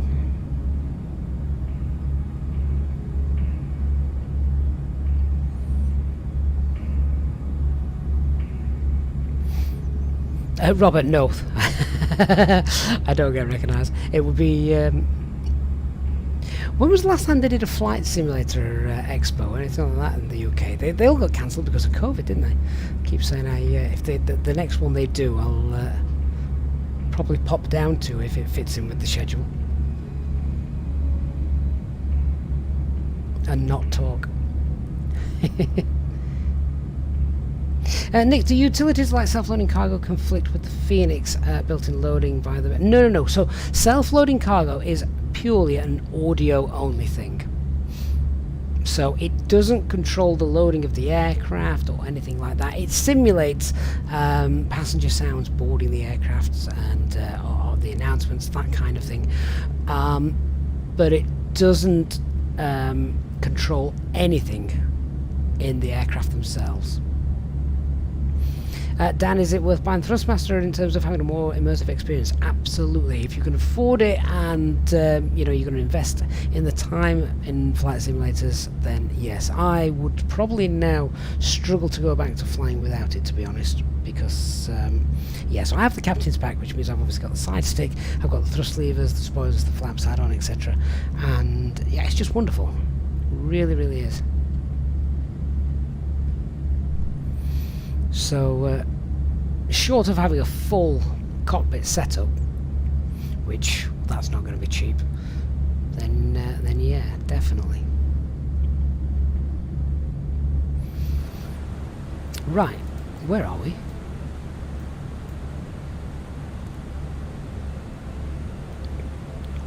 Okay, so we've just left the coast of the UK.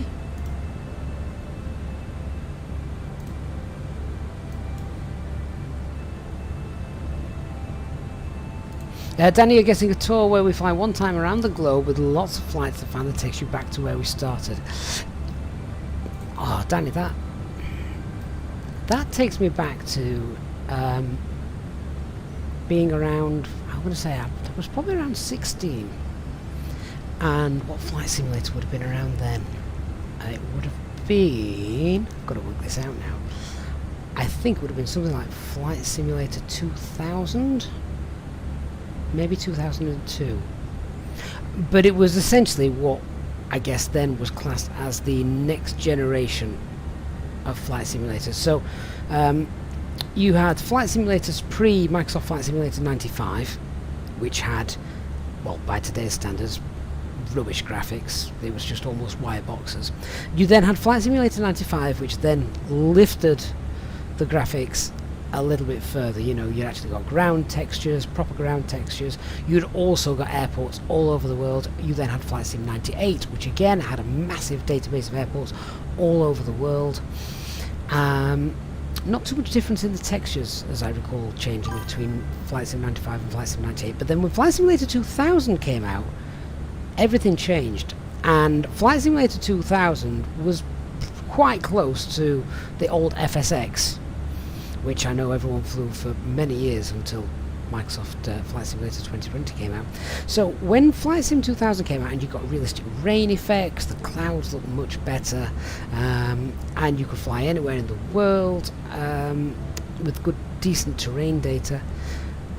During the summer of one of those years, I set off flying in, I want to say it was something like a Cessna Caravan, something that I could take anywhere, but wasn't as slow as a Cessna. I set off from my local airfield, Netherthorpe, in the sim, and I planned to fly around the world. And it wasn't really planned, it was take off and we'll fly east and see what happens. And I remember doing this and obviously using not live time but live weather, because that was available. Yeah, live weather was available, and we had every time you were running out of fuel, you needed to land, and it was basically using the GPS that was on board. I just used to point and shoot towards an airport and think, right, I'll hop to that one, etc. And then I think I got as far as the far side of Russia. Never made it over the bridge to over the ocean to Alaska. Never made it that far, so that's as far as I got. And I think it took me about 6 weeks, because obviously I wasn't doing it full time, but yeah. So that's something I've always said I'd love to try and do that again one day. And imagine doing it now in Microsoft Flight Simulator. The graphics are far better.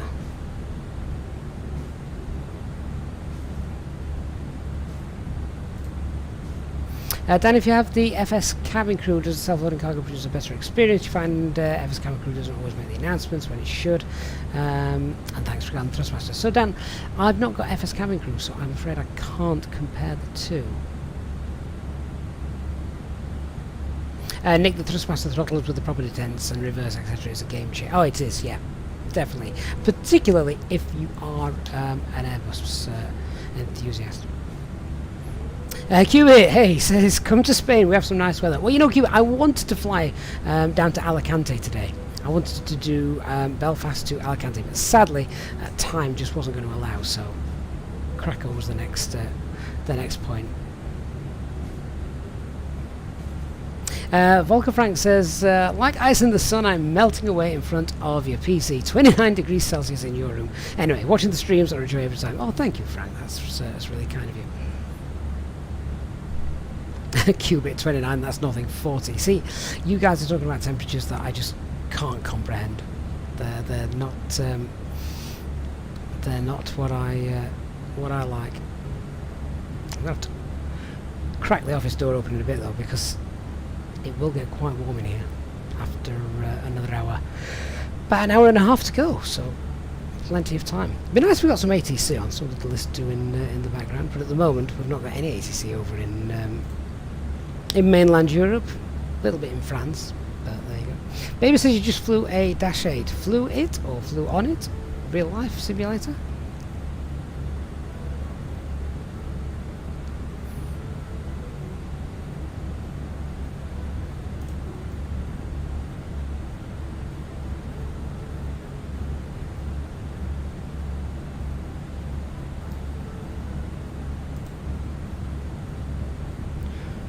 Ooh, a couple more 100 feet on the recommended max, and we'll get up to flight level 37.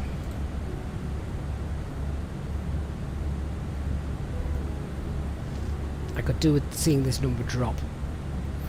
Could contact ops and say, can we do CI 50, please?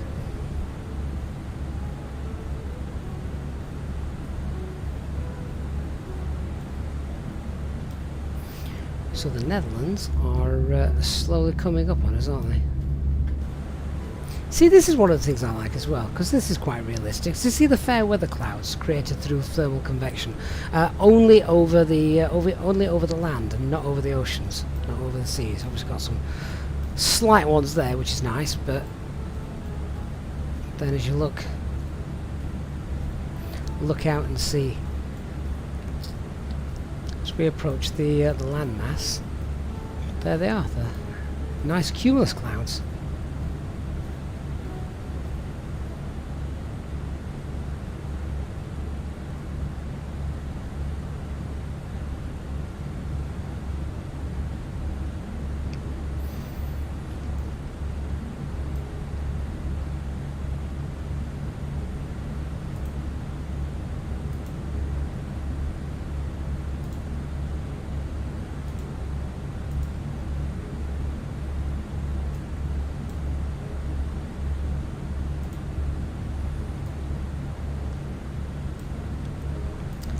Will we see Amsterdam?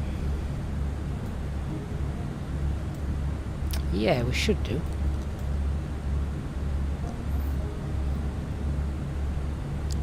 Didn't realise there was a Bergen in Amsterdam as well.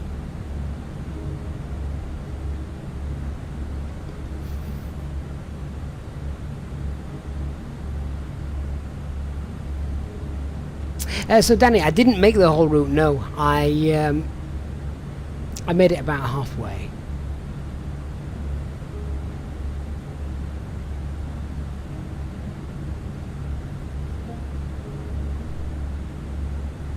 And Colin says you only got back into Microsoft Flight Simulator by watching the streams. Oh, Colin, in that case, I'm really glad to hear that. That's great. I think that's a good thing as well with Microsoft Flight Simulator, or any flight simulator. You can make them as realistic or as simplistic as you want, can't you?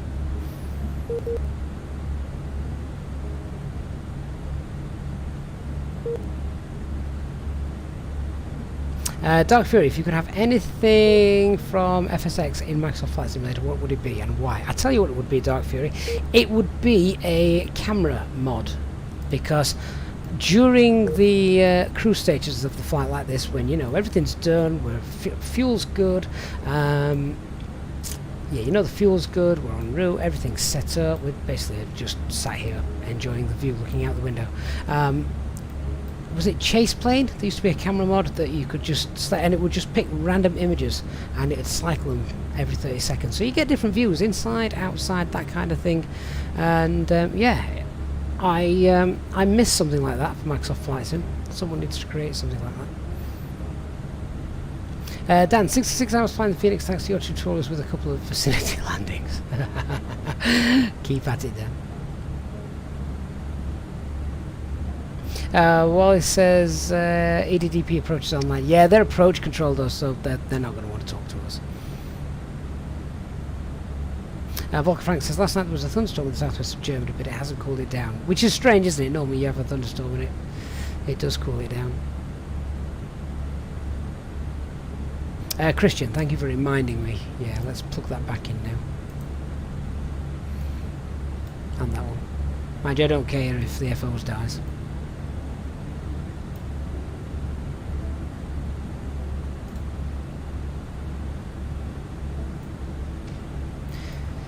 Here it is, the Netherlands. We'll have some nice things to look at once we're airborne. I love the wing views. Looking out the cabin. Once we've got some nice views, I'm going to go and grab some food. Give you something to watch. Give me something to watch.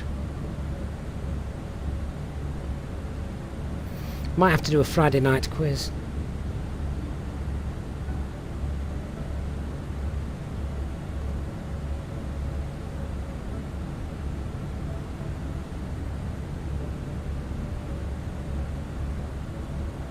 Danny, as flat as it can get. Microsoft Netherlands simulator.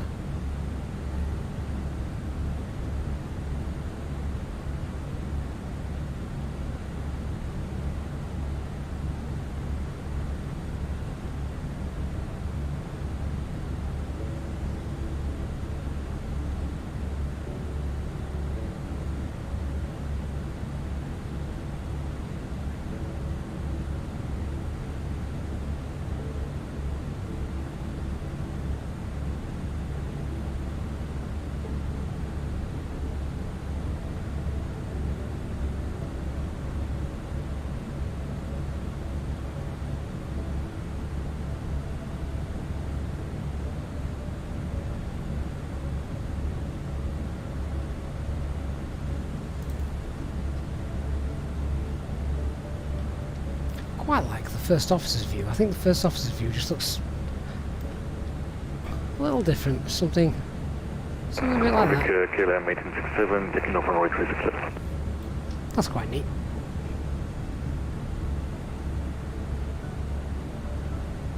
So Amsterdam was going to be to the right of us, wasn't it? Let's stick with that view for a while. Yeah, there you go. Fair weather clouds, few cumulus congests in the air, towering cumuluses. There's one. So that's where if they get enough energy, they combine and then turn into cumulonimbus clouds and produce the thunderstorms.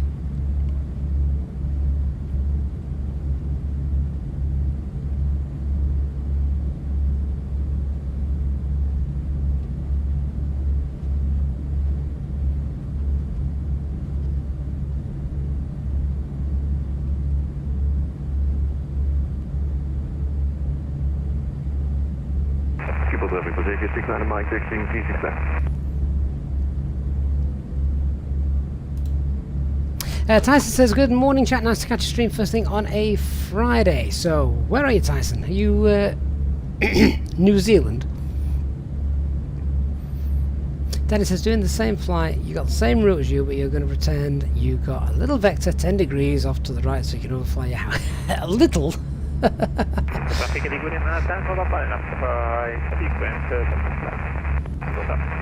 Crumpet says he used to fall asleep while watching weather theory videos.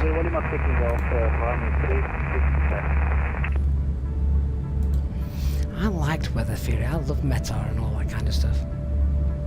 Tyson, you're in Denver, Colorado. Okay, so what time is it there? It's about 9 AM, something like that? Or quarter to 9? Danny, it's the tourist route. Quarter to 9, yeah. Nice, Tyson.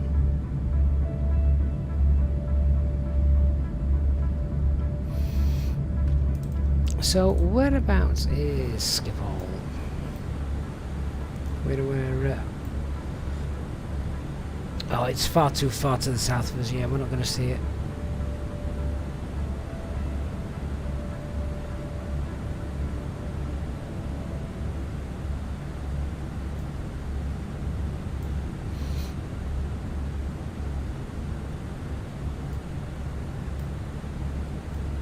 But if we had a problem now, Schiphol would be the place to divert to. It's close, it's huge, it's got runways of every configuration.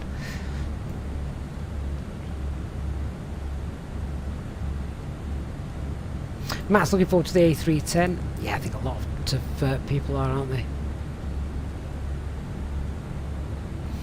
Big Strong 777. Everyone complains about the weather, but no one does anything about it. Ask Greta, she's trying. Greta's trying to do stuff about it. God, that looks detailed down there. That looks really detailed.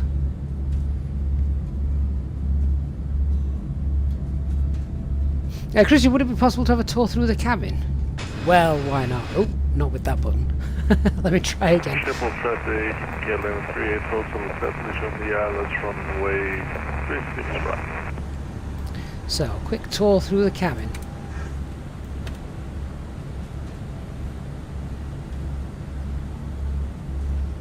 There we go. Don't touch anything though.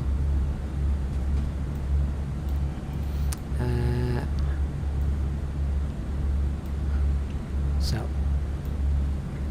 Dark Fury's done a fabulous job of this. The overhead bins, etc. All looking good. Lovely orange orange lights. What are these? I can't quite read what they say. That's quite neat.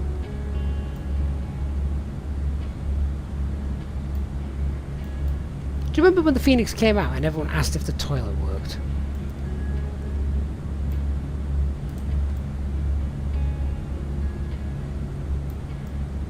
I wonder if you can open the doors.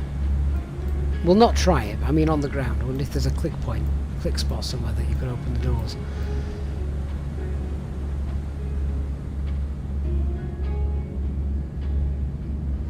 Barry says a Dash 8 for Microsoft Flight Sim would make him so happy. Yeah, so... Oh, who was it that did it for the for FSX? I've forgotten now. Volker Frank, how can you move forward and backwards in the cabin? I've forgotten what my key binding is. There is one. Because obviously the arrow keys on your keyboard move you left and right and you can go up and down, but to move forward there is one, but it's not set by default, so you have to find it.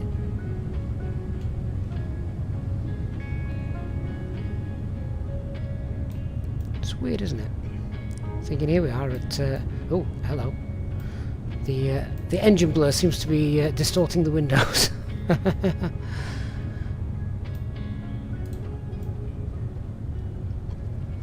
Oh, look. No one's in the toilet. And that's it. We can't go any further than that. The camera's got a hard border wall there. We can't go any further.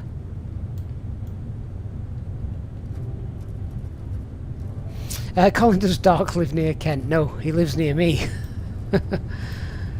Which, when you think about it, we only ever met through this channel, so the fact that he literally lives 15 minutes from me is rather insane.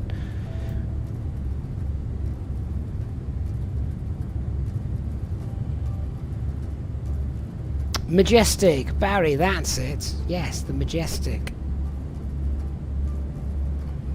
Majestic Dash 8.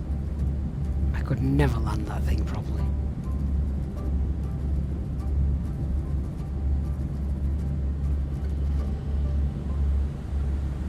Hey Dark, where am I going? Going back to my rightful seat. Should we sit on the jump seat instead?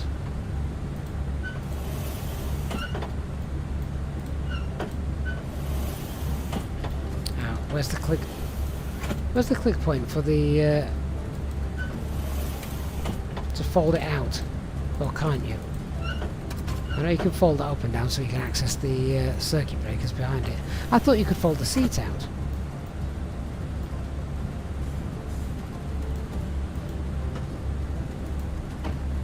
Maybe not. Oh well.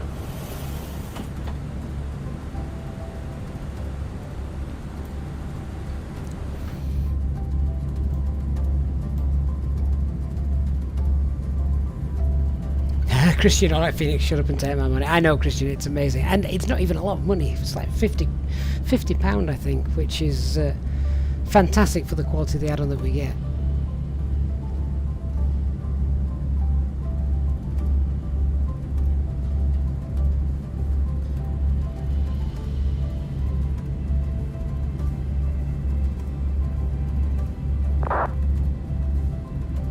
Wickstrom says, that's the cabin crew, they're the jump seat experts. Well, can you blame them, Wickstrom? If you've got a bit of spare time, where would you rather sit? In the cabin, or would you rather have a seat front and centre and the view that comes with it?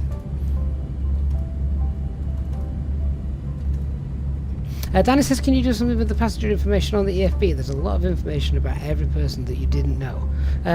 So you mean... Hang on, let's go and have a quick look.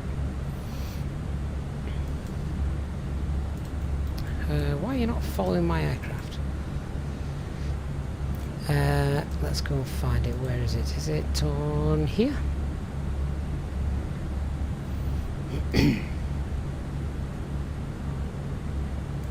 Oh, it's the passenger info list, just there. Yeah, so I don't think you can do anything with it, but can anyone spot their own name? It would be kind of good if Fenix opened up the ability for us to be able to go ahead and enter these, because then what I would do is I would go ahead and put in the channel members as passengers, as we could have different statuses as well. I mean, to be fair, you're all going to be in economy on my airline. There's no business class. No business class on this aircraft. Cattle class all the way.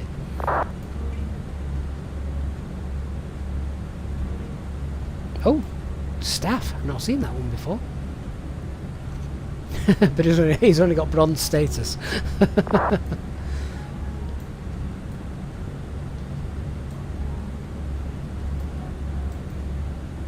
I was expecting to see the name Amir. Or John Fezzer.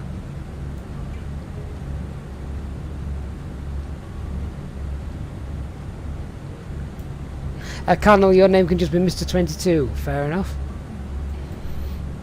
Sounds like a drone.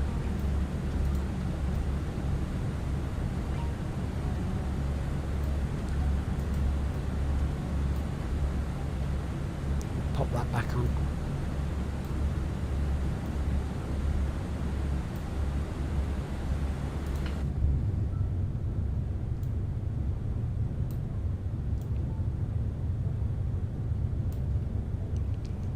Nice to know as well that in the next update, I think the Fenix team are removing the heat blur, because it's yeah, it's not too realistic, that, or it is, but it shouldn't occur this close to the engines. It actually occurs much further back, so it doesn't really distort the view that you get as a passenger.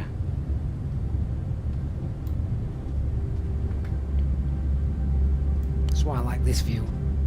No distortion, you can just see the clear textures down below.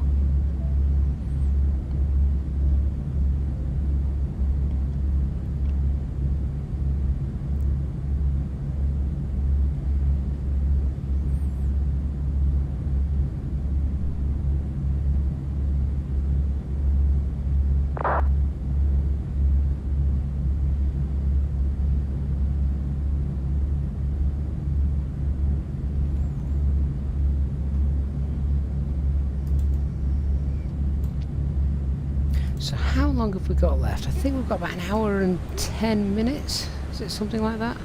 Let's just check out the time there. Yeah, about an hour and 10. Can we increase our altitude yet? No. I like 1,000 feet. 1,000 feet between the max and what we're going to be at. We could probably get away with it. So in the interests of keeping the peace here in the real world, we're going to sort of I could do with, I don't think they've set it up yet. I think they're looking at doing it, as far as I'm aware, being able to send, you know, messages from sort of aircraft to aircraft over the Hoppies network. Which would be really kind of cool, wouldn't it? Because the fly-by-wire team, they've got their own server, haven't they, where you can send messages between the two, which is really good.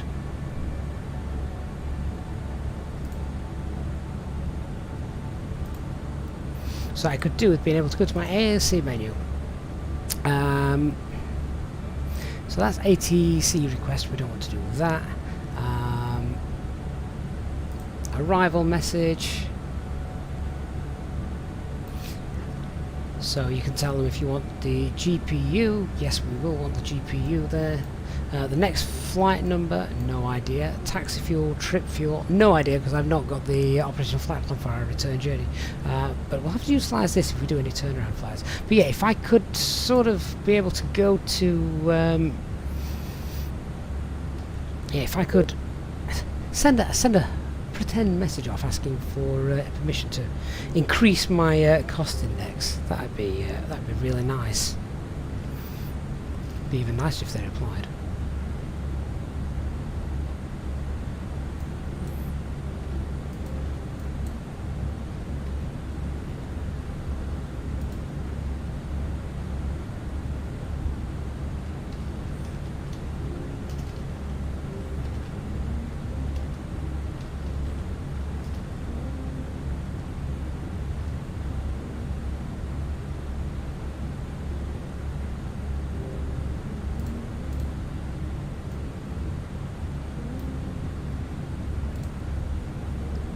So Barry says, Danny, an A350 would make me really happy, but there's something about the Dash 8. You love flying it so much.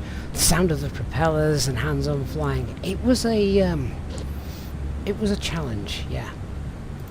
It wasn't an easy aircraft. You couldn't just jump in and fly it. You had to do some studying. But I guess that was good, wasn't it?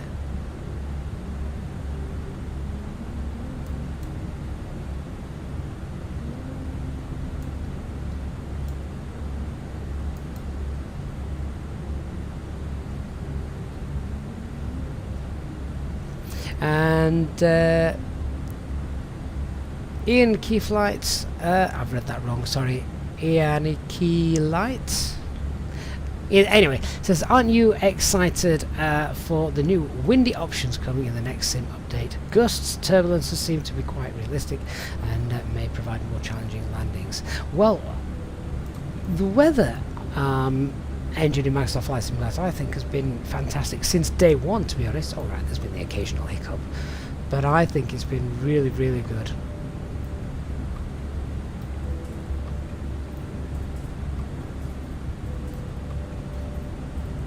Crumpet says the landings are challenging enough as it is. Chubby, on your flight today, you're serving Polish pancakes with Nutella and jam. Interesting. What's a Polish pancake, Chubby? How does it differentiate from the rest of the world?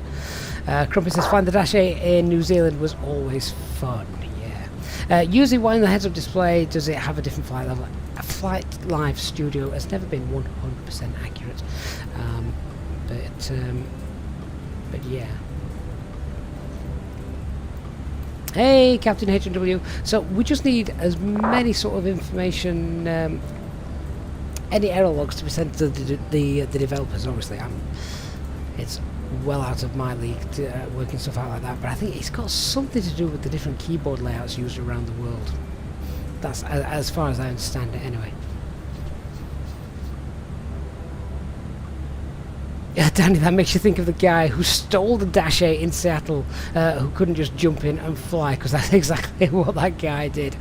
Did he have some prior knowledge, though? Maybe he spent lots of time in Microsoft Flight Simulator. Ah, my company message.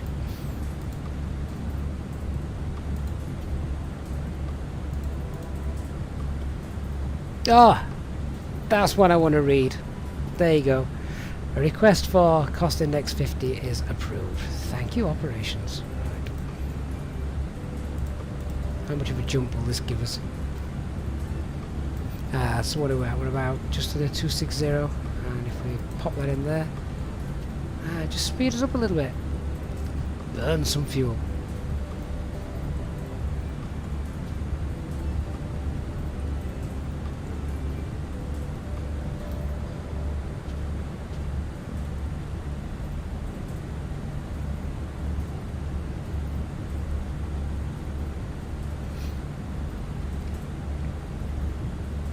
I saw on our Discord server that HD had gone and accidentally bought himself some rudder pedals.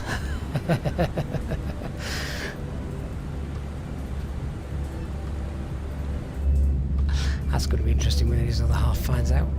Ooh, airport.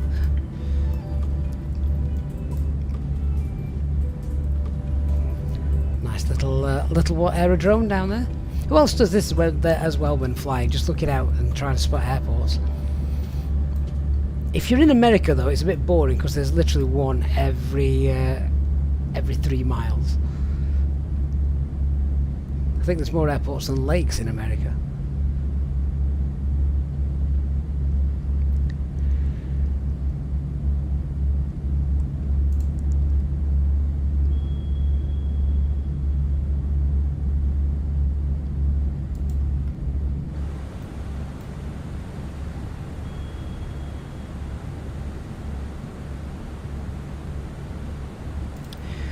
Right, let's get another en route weather. See.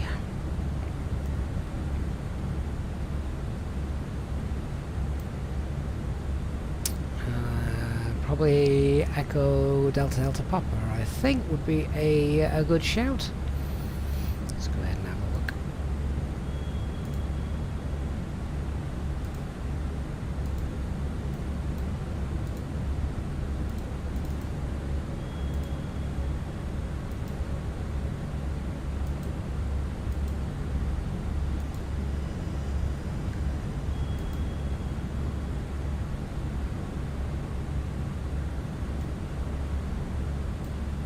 Danny said, oh, he could get the basics done. What he didn't know was how to pressurise it.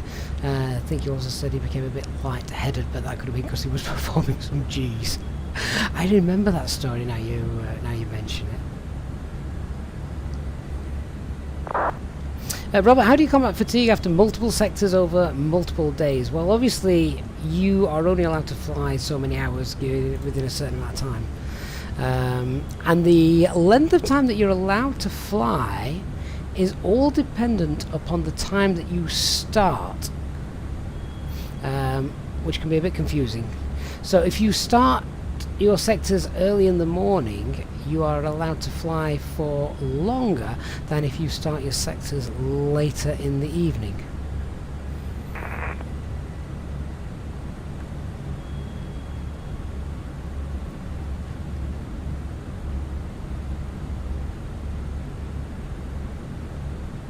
And believe it or not, if you become quite tired in the cruise phase, sort of like now, when there's really not much going on, you can have a nap with the permission of the guy sat next to you.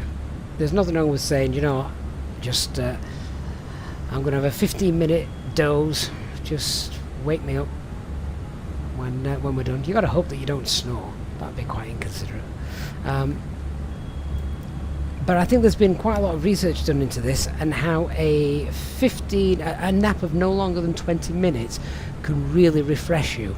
Anything longer than 20 minutes, you start to fall into that deep REM sleep, and that, when you enter that stage and wake up, is when you wake up feeling really groggy and worse than when you dozed off. But a quick 20-minute doze can fire you back up.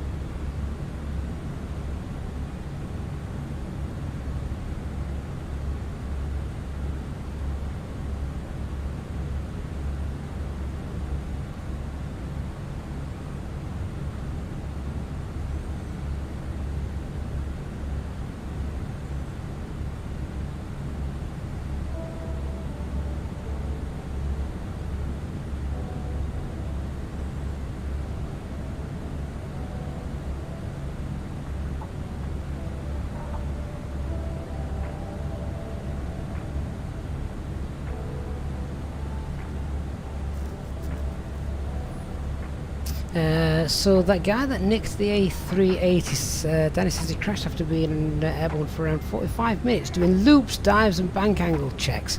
I'm sure he was doing a bank angle check. Not. So, do you know what, Danny? I didn't realise he had it for that long.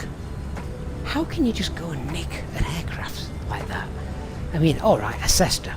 Yeah, someone wasn't watching, boop, they nicked the keys, but how on earth does that happen? I hope a few people must have got fired over that. Definitely.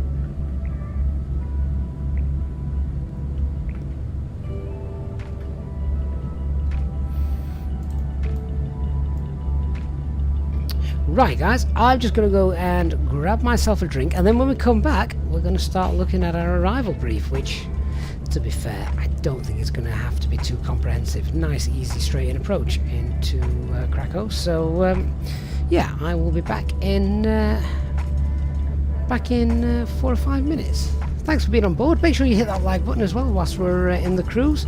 Something for people to watch and do on a Friday afternoon, isn't it? So I'll see you all again in about 5 minutes. Cheers, guys.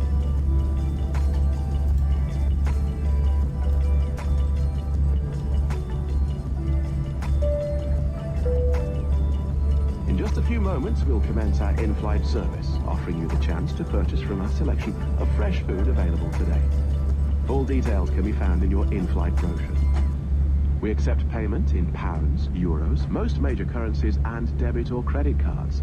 The correct change would be greatly appreciated.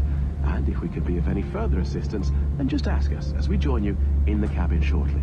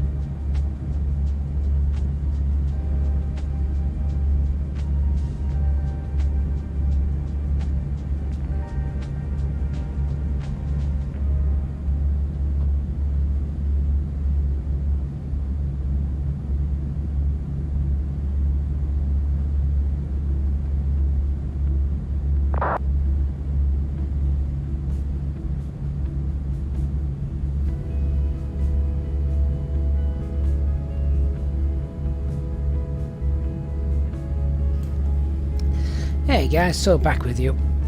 Oh, there is nothing better when you play Microsoft Flight Simulator, given the amount of heat the PC generates, than having a old bottle of Coke or Fanta, whatever, a big 2-litre empty bottle filled with water and popped in the fridge, so then you can come and cool down. Right, should we have a look at this approach? So let me just get the weather, see what's happening in Krakow. I don't expect very much. Ooh, alright, well that was one of my own route weathers. Looks bit interesting. Showers of rain and gusts up to 25. Well, everything's all good, so shouldn't have any issues. New PC is holding quite nice. Thank you, Dark, my MOC. Right, where are we flying to? Echo Papa Kilo Kilo.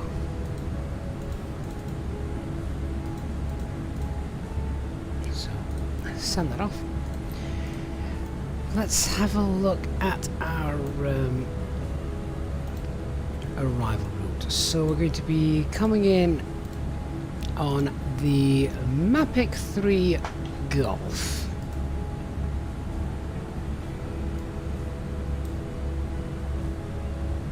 Here it is. So that begins then at Mapic. We'll fly the 110, flight 110 at an odd sob, and then yeah, this is just a nice long star that we'll just continue to descend down, meet the glide slope. Alright, so get some information. Runway 2, is it runway 24? 25. Runway 25 is expected to be used. I'm going to quickly have a look on Flight Radar 24 and see if that is still the case. So we can make sure we're doing as in the real world. The problem is the winds, last time I checked, were really light, really variable, so there wasn't really a preferred runway choice. But yes, so runway 25 is still in use. So yeah, this is the approach we'll be doing. Mapping 3 Golf arrival. And the platform altitude, transition altitude is 6,500. Platform altitude is 3,000 feet. MSA is going to be 3,000 feet. And I believe, we'll double check the weather in a moment, but I believe RVR is well above 550, and that gives us a barrel of 1001. Airfield elevation is 779. ILS identifier is Kilo Romeo Whiskey. Missed approach seems pretty straightforward. 4,000 feet with a right hand turn. Max speed of 220 knots. So that's going to be flaps 1.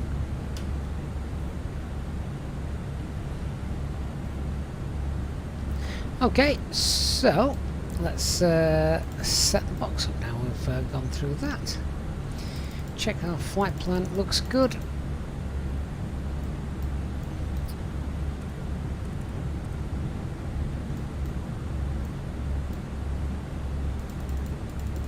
Yeah, that looks spot on to me. Right, in the RadNav page, we'll pop in Kilo Alpha Kilo.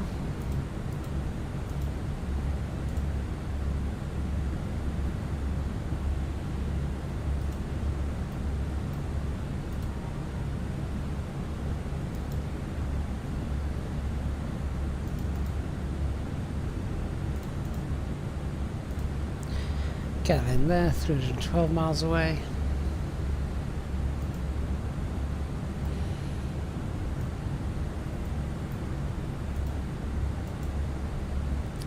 And I've not got that weather yet, have I? I'll get that in a second. Just check thrust reduction, acceleration. Yeah, all those values look fine. Fuel prediction when we get there, 4 tons on board. That's more than enough. Right. All looks pretty good, and we've not actually edited the secondary flight, the flight plan at all, because it all looks to be absolutely spot on. Only one thing I will check is the speeds. So coming in at Offuck, we want to be 4,000 feet, sending down 3,000 at 362. So 4,000, that's fine. Yeah, 3,362. Yeah, it's already got decent speeds in there. So yeah, honestly, don't need to touch anything. That all looks spot on. Don't think I've changed anything. I'll just copy the active just in case. Then that's done.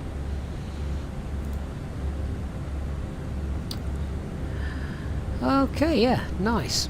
Let's just pop that back. And we can see, right, has that weather come through then? Let's have a quick look.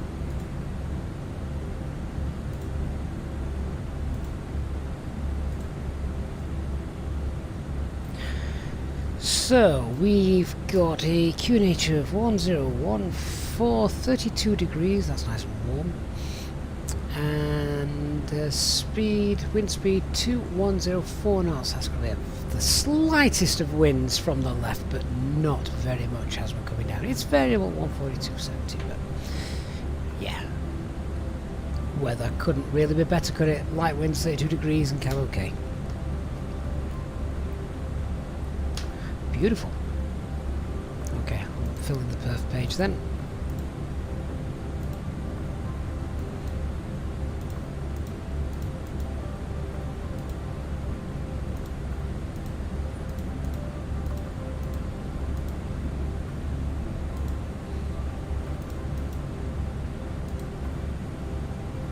Go, and the barrel was 1001.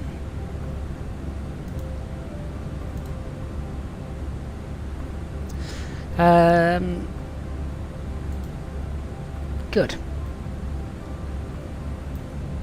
So we're happy with all of that. Let's talk about the brief then. So the weather in Krakow is glorious, hardly any wind, a little bit of wind coming in from the left, but it's variable, and 4 degrees, good runway conditions. Aircraft is still fully operational, nothing's gone bang. No NOTAMs for the arrival, and no real threats to our arrival either, to be honest. We don't think we've got any ATC, so that could potentially be a little threat if we've got the traffic around it, but I don't see it being a big problem. So yeah, it really should be nice and straightforward. There's no terrain, to my knowledge, really around the airport. Only other things to perhaps mention is just on final approach. We've got a little tower here on to left-hand side, and another one here. And there's also another airport just before, so we don't want to confuse this with where we're going. But we should, hopefully, we'll have a good enough SA to not make that mistake. So it's going to be runway 25, mapping 3 Golf. When we start the initial descent, we'll get down to flight level 110, and then from there, hopefully try and get a nice CDA all the way down to 5,000 at Bowsy. And the plan will be to get to Bowsy at Green Dot. From Green Dot, we'll get flaps 1 and flaps 2 then as we meet the glide. Now it's a 3-degree glide slope, so that's nice and straightforward. Flaps 2, we can perhaps delay a little bit unless it looks like we're going to need them. Approach type is normal ILS. It's going to be a Cat 1 approach, so manual landing. Platform altitude is 3,000 feet. We do have some minimum speeds on that approach, but if there's no ATC, I may just disregard those, just because I need to get in quickly. We'll have a look at our runway coming in, so about 2.5 kilometre runway. We'll use auto brake low for this, and we'll vacate the taxiway either on Delta or Foxtrot. I don't think we can use Echo. I'm going to have to read some notes in a minute. But the width of the runway is 60 metres, so that can give us a false perspective at times. We want to be careful with that, so focus on the pappies and don't let the picture become distorted. So I'm going to vacate either Delta or Fox. I'm going to double check. I don't think we can use Echo. And we're vacating left and then left again. We won't be using single engine taxi. I don't think there's not really much room for that. If we once we've vacated, it's going to be back to the main parking stands over here, which are shown there. So I'll enter by Bravo and come in on Zulu. Take one of the first stands we can get to. The go around was straightforward. It's straight out, right hand turn at 383, climbing 4,000 feet, and it's going to be done in flaps 1 config. Right, let me see what it says about those taxiways.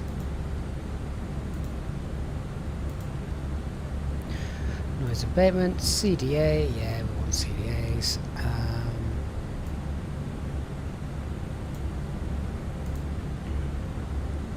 Aviation noise.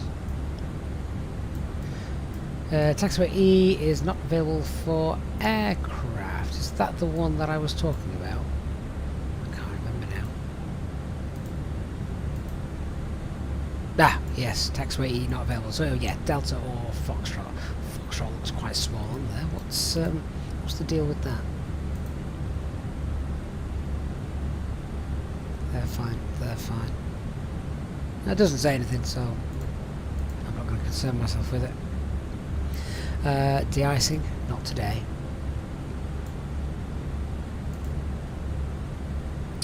Runway operations. That's for departures. It's construction work. Oh, what are they building there? Taxiway Golf is closed. Where's that? It's none of the taxiways we're going to be using.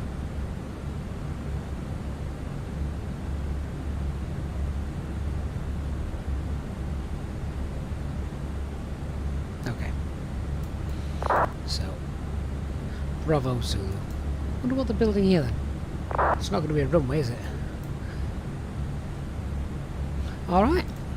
Done. Good. Happy? Everyone know what we're doing? Beautiful. Okay guys, I've got something to keep us entertained for the next half an hour. Grab yourself a pen and paper. Got 2 minutes. Pen and paper. We're going to do a quiz. A320 quiz, of course. We'll see how we do.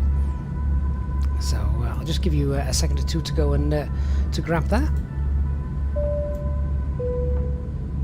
In just a few moments, we'll commence our in-flight service, offering you the chance to purchase a selection of hot beverages, together with drinks and snacks from the bar. We accept payment in pounds, euros, most major currencies, and debit or credit cards. The correct change would be greatly appreciated, and if we can be of any further assistance, then just ask us as we join you in the cabin shortly.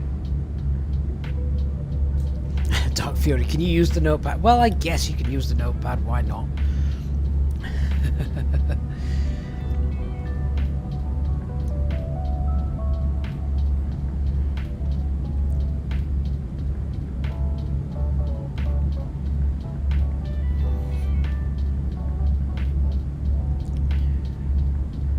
How long until the top of our descent? Let's just work that out, then I know how long I can spend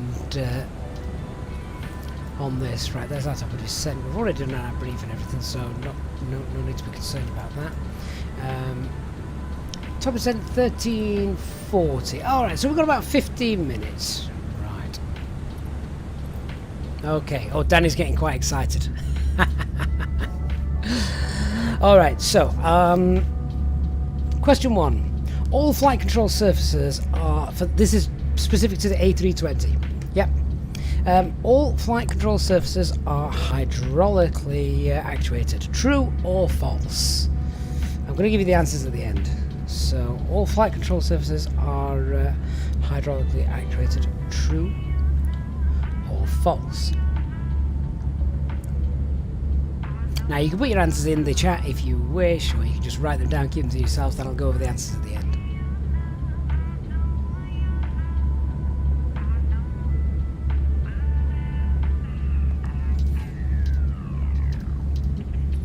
Alright, next question. During towing, what is the maximum value for the nose wheel travel? Is it 85, 90, 95, or 80 degrees? Say that again. During towing, what is the maximum value for nose wheel travel? Is it 80, 85, 90, or 95 degrees.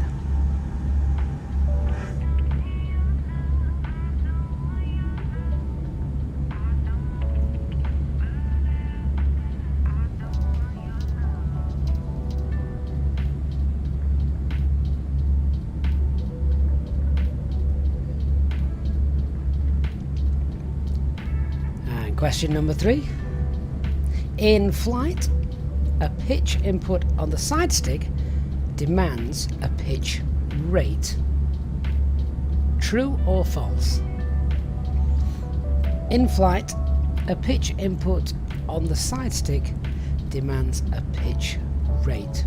True or false?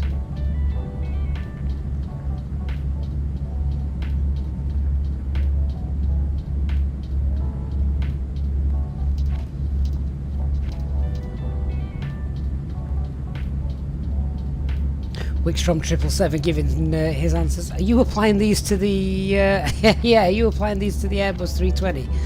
Don't apply them to Boeings. This is an A320 quiz, not a Boeing quiz.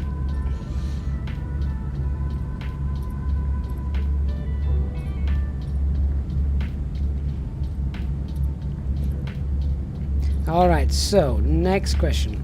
The normal deceleration rate with auto brake on medium is, are you ready for this? 4 options.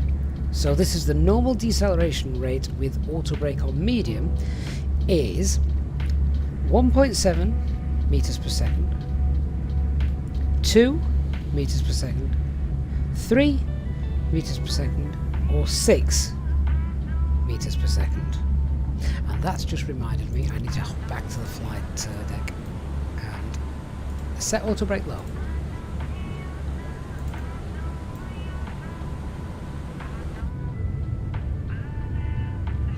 So that's the normal deceleration rate with auto brake on medium is either 1.7, 2, 3 or 6 meters per second.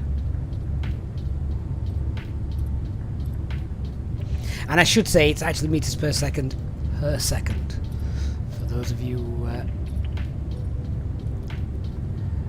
wanting the full details. So meters per second, that's the deceleration rate.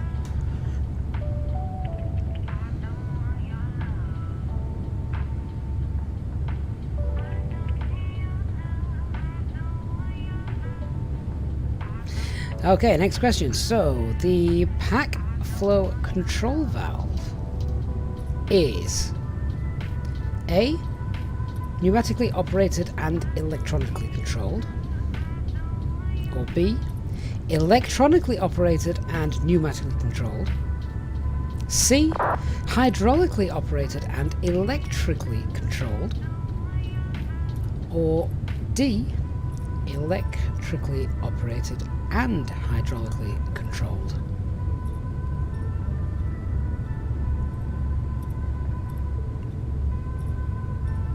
Oh yeah, Danny, we're not done yet. I'm going to have to read that one again because that was a mouthful. So, the pack flow control valve. Pack flow control valve. Is it pneumatically operated and electronically controlled? Or electronically operated and pneumatically controlled? Or hydraulically operated and electrically controlled? And finally, D, electrically operated and hydraulically controlled. That's a tough one. It's easy to see that one written down.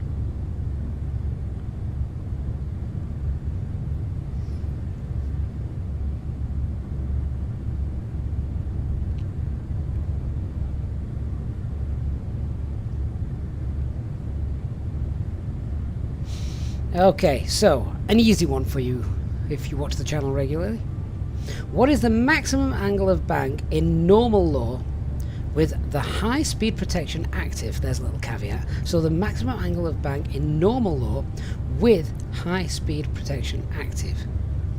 Is it 33 degrees, 40 degrees, 45 degrees, or 67 degrees?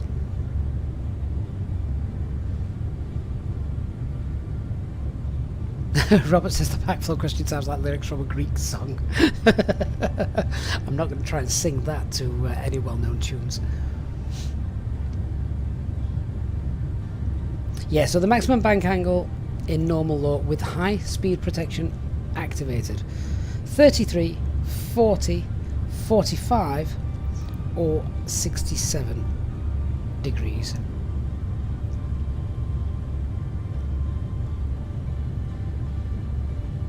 Here's another easy one for you. When in config 1+F, the flaps automatically retract to 0 at what speed?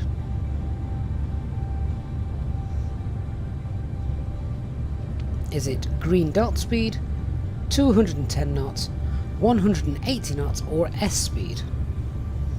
When in config 1+F, the flaps automatically retract to 0 at what speed? S speed, green dot, 180 knots, or 210 knots?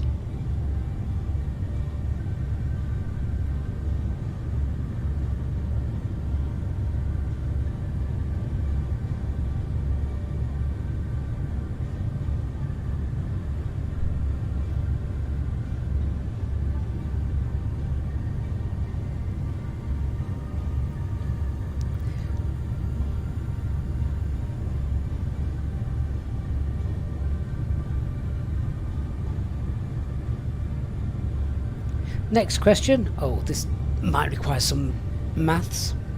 When performing a visual approach at 1800 feet above ground level, the time from abeam the threshold and... Sorry, let me read that again. When performing a visual approach at 1800 feet above ground level, the time from abeam the threshold and the beginning of the base turn is approximately, with no wind, is it 22 seconds, 36 seconds, 44 seconds, or 54 seconds? So when performing a visual approach at 1800 feet above ground level, the time from being abeam the threshold and the beginning of the base turn is approximately how long? 22, 36, 44 or 54 seconds?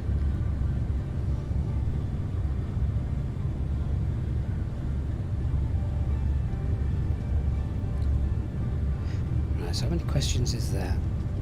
1, 2, 3, 4, 5, 6, 7, 8. 8 questions there.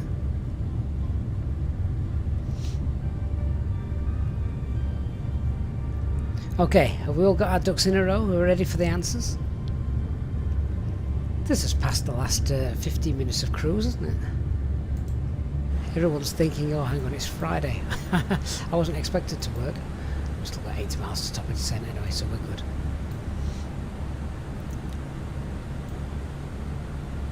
Alright then, so... Question number 1 was, all flight control surfaces are hydraulically actuated.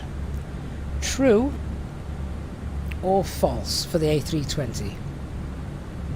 The answer is true. How many got that right?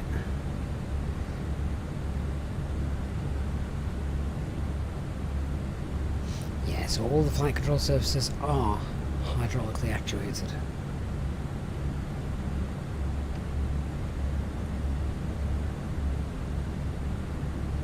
Chewy's got 1 out of 8 for now. Alright, question number 2. During towing, what is the maximum value for the nose wheel travel? Was it 80, 85, 90 or 95 degrees? And the correct answer is 85 degrees.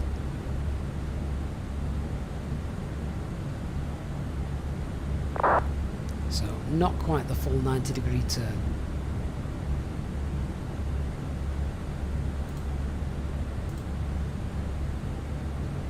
How are we doing, guys? Anyone got 2 out of 2? Chubby's 2 for 2.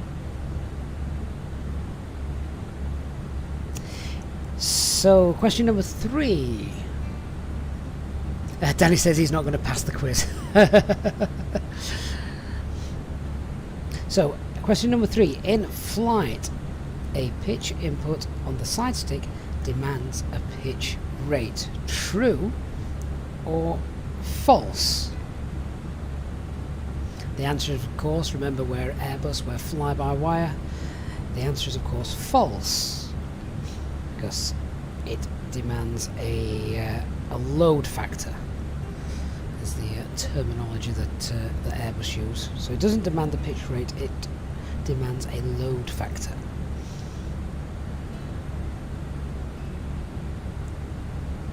So question number 3 was false. How are we doing, guys? Chumi, you're still 3 for 3? No, sorry, 3 for... Well, yeah, 3 for 3, but 3 out of 8 so far. There's only Chumi telling us how he's doing. How's everyone else doing?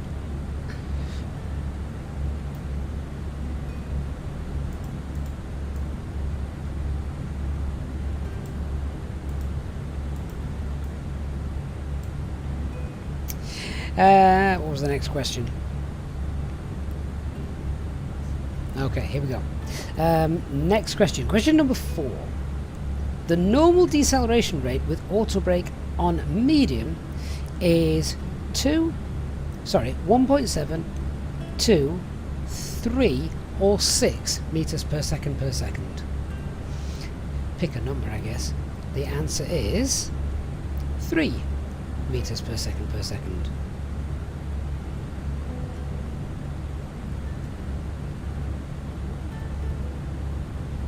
I'll be honest, I guessed that one. I did guess it correctly, but you could pretty much work that out, couldn't you? 6 sounded too much, and the other 2 sounded a little bit too aggressive. So 3 was a nice number. Oh right, probably the most mouthful of the question that we had: the pack flow control valve. Is it pneumatically operated and electrically controlled, electrically operated and pneumatically controlled, hydraulically operated and electrically controlled, or electrically operated and hydraulically controlled? A, B, C or D? And the answer was A, which, if you think about this, makes sense. Hang on. In fact, it's easier to show you down here.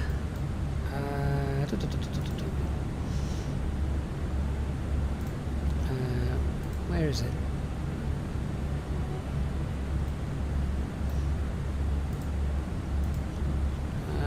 Which page am I looking for? Oh, it might not be down there. Up here.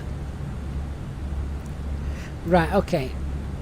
So the pack flow control valve is here, and it's pneumatically operated. So it's obviously, you've got power to it when you've got the APU bleed on, or when the engines are running, but electrically controlled. So you can obviously turn it to high, norm, low, turn them off, etc.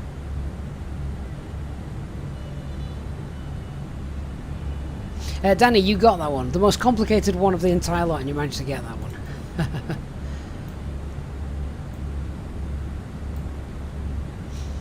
Right, what's next? Okay, yeah, so how do we do with this one then, guys? Next question. What number is this one? Is this 4, 5? I've lost count. What is the maximum angle of bank in normal law with the high-speed protection activated? What is the maximum angle in bank of normal law with the high-speed protection activated? So we should know then that without the high-speed protection activated, it's 67 degrees, but with the high-speed protection activated, it's 40 degrees. Let's see how we did on that one.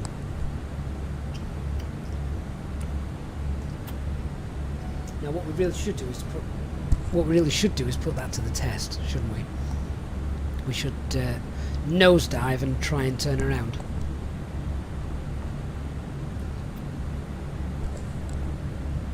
See how the Fenix models it. Last two questions then before our top of descent. Yeah, this was an easy one.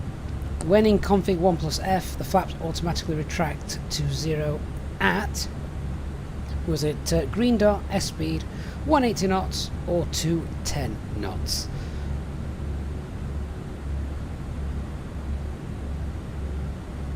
It is, of course, 210 knots. And I think anyone that flew the fly-by-wire aircraft when they first started coming out, that was one of the first things they put into the default A320 when it was a mod and not a standalone aircraft. That was one of the first things they did, and I think everyone remembers that. Well, I say everyone that was geeky enough to go and check it, like I was.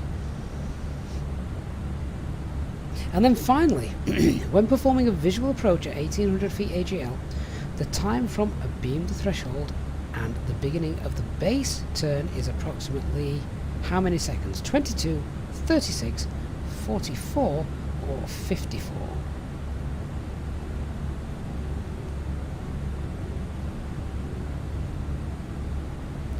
So, I want you guys to type the answer in for this one. Yeah. I've not asked you to type your answer in, so go on. Is it 22, 36, 44 or 54? So think about your base training when you're doing circuits. If you're 1800 feet AGL, you're a beam the threshold, how long do you continue on the downwind before making the left turn to, or the right turn to base? The base turn onto finals. Is it 22, 36, 44 or 54? Wigstrom says 54.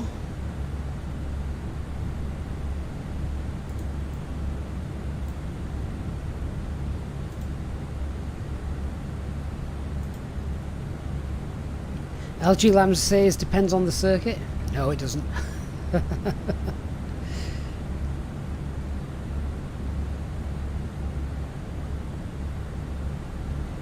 Bear in mind as well, we're saying there's no wind for this. So, no wind corrections.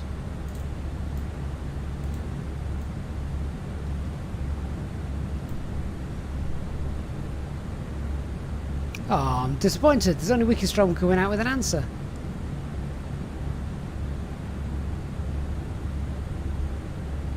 What were those options again? 1800 feet, when do you make the base turn after beam the threshold? 22, 36, 44, 54. LG Lamb says 30. That wasn't one of the options, LG, so you failed that one already, I'm afraid. Right, we need to go down. So, flight level 110, thrust idle, descend, flight level 110.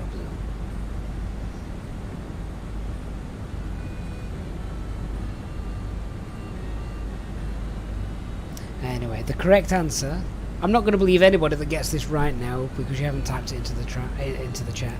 But the correct answer is 54 seconds.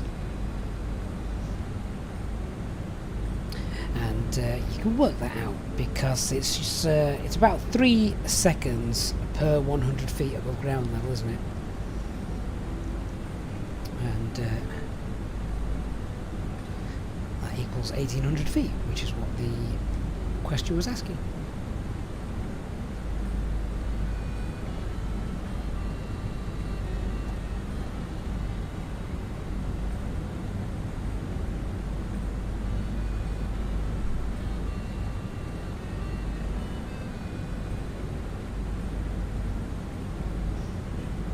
So I got 7 out of 8 on that because I put 80 degrees for the towing nose wheel travel value.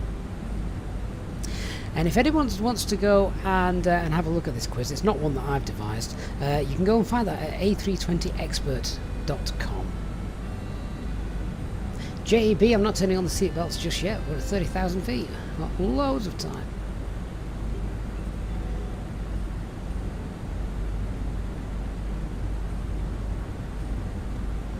Caught up with the profile anyway after a slightly late descent. Wally 3 out of 8, very respectable. I mean, a lot of those questions, unless you're really into A320 geekery, they're difficult questions.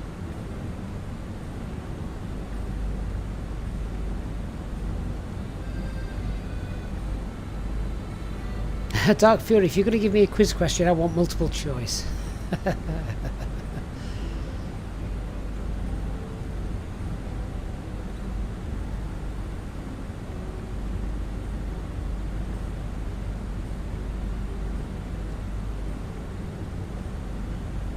Wally Geeks, that's it, that's us.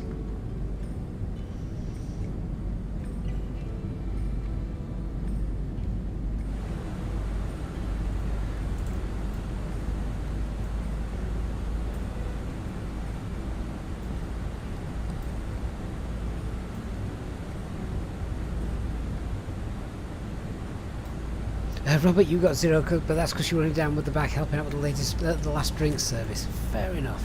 Right, I'm hopeful we're on the ground and around. Well, according to that, it says about 13 minutes. I don't fully agree with that. In fact, I tell you why I don't fully agree with that. That time's wrong. That time's very wrong. What's going on with the time? That's not right.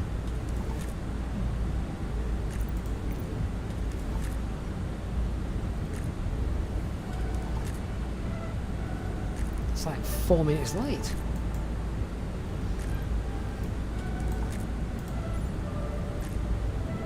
That's better.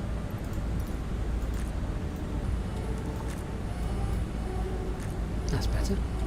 That was strange. I've never noticed the sim lose time before.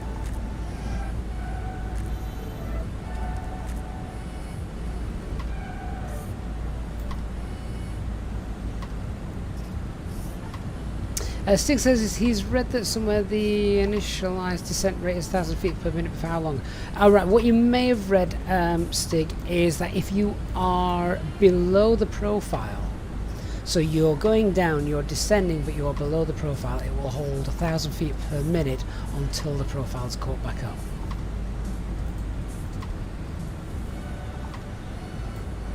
Maybe it's toolbar pushback LG Lambs that's caused that. Yeah, I'd never noticed an issue with it before. I don't get FPS loss, I lose time.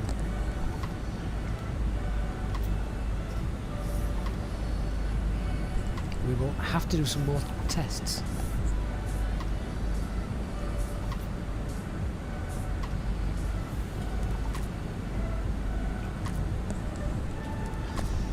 Hope everyone enjoyed that quiz anyway. A320expert.com. Go and check that out.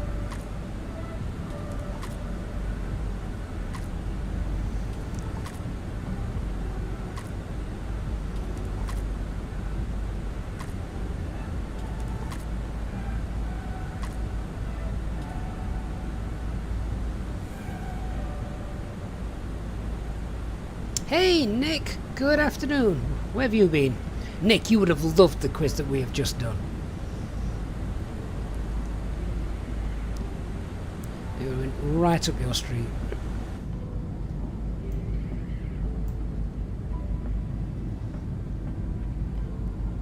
Hey Chris! Oh, minibus has just arrived. Hey Chris, hey Nick.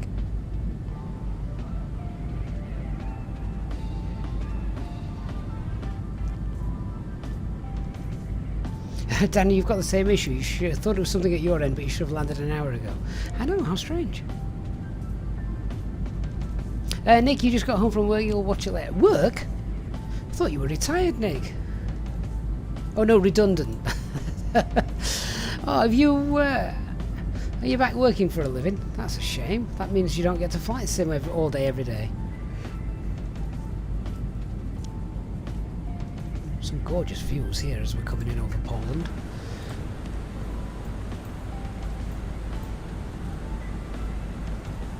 Mark, I did see HD had an issue with the time as well on the last stream, so I wonder when that issue started creeping in for people.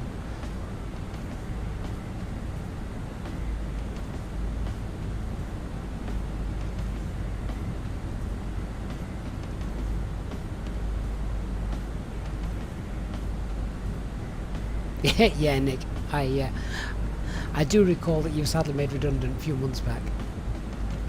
I thought you were just enjoying the life of luxury for a while.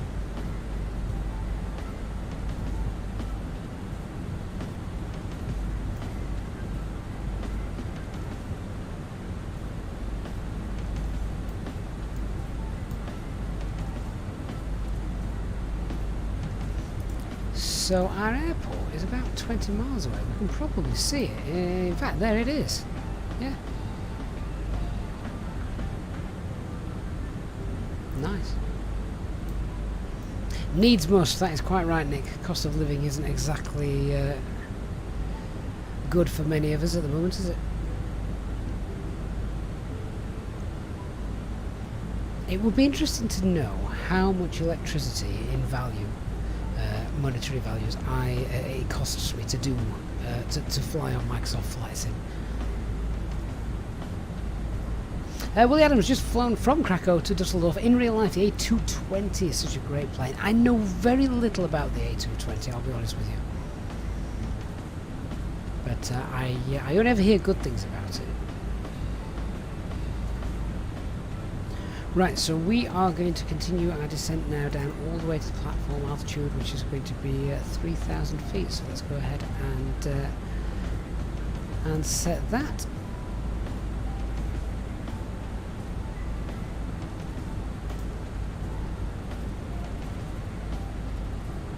QH1014.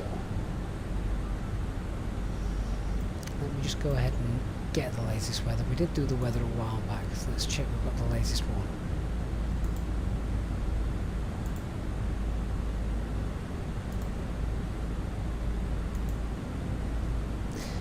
Oh, it's 1013.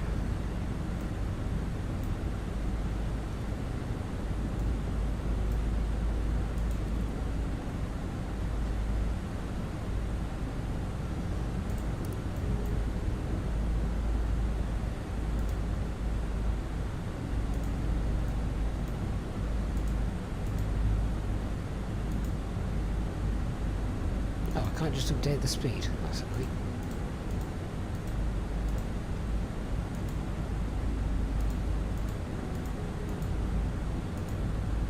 There we go.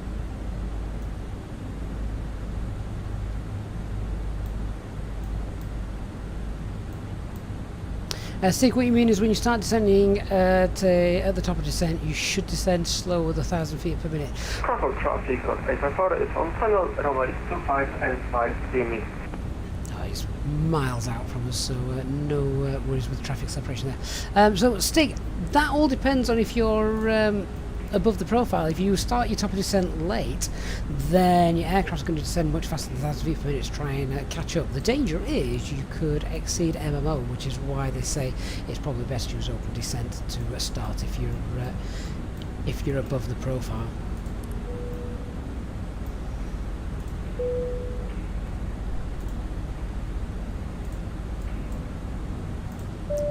You can also use a VS as well, something sensible. The captain has turned on the fasten seatbelt sign. If you could please return to your seat and ensure that your seatbelt is securely fastened. If you are traveling with an infant, please ensure that they are secured safely using the infant seatbelt harness provided. Please contact a member of the cabin crew if you require assistance. Thank you. Right, so there is our airport. Chubby was on 5 Mile Final. Can anyone spot him or see him? There's the towers that we saw on the chart a little bit earlier. There he is. There's Chubby. It's quite difficult to spot that, wasn't it?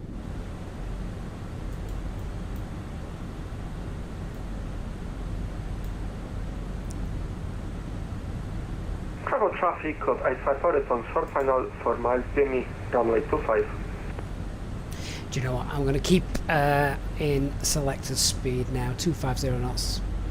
There is no traffic ahead of us. There's only Chubby who's pretty much already down, so we'll request high speed, so we're not going to have to bother with the restrictions. We'll start slowing down a little bit later on, but yeah, we need to get down.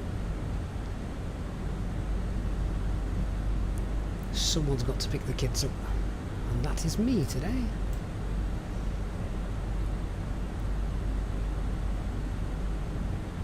Christian says you'd rather overclock your setup and heat the apartment with electricity than paying triple or quadruple the gas prices. Well, this is true. Come the winter time, then Microsoft Flight Sim's a godsend.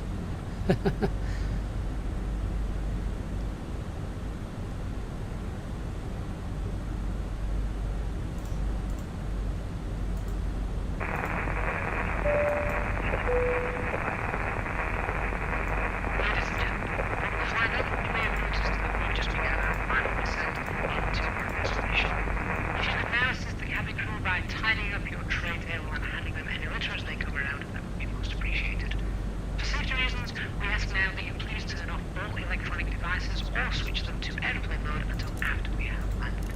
Please note that the aircraft toilets are now out of use. If you wish to become a EasyJet Sim Pilot channel member, please contact a member of your cabin crew who will be happy to assist you. Thank you, and we hope you have enjoyed your flight. Lots of farmland, isn't there, to the east of Krakow?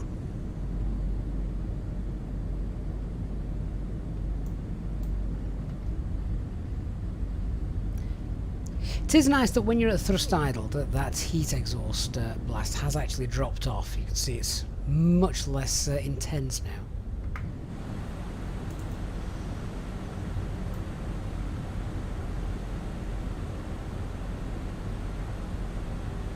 So Kilo Romeo Whiskey is identified. We're going to make that base turn in a moment. Nice long final coming in. So we're about 20 miles away.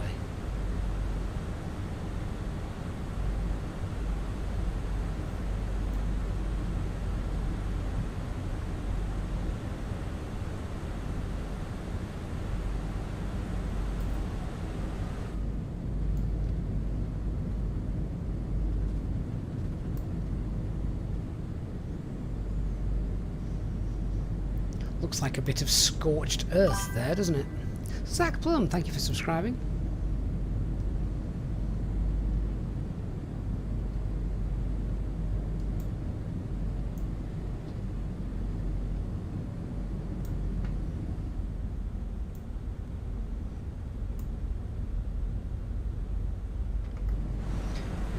Right, here comes the fun bit.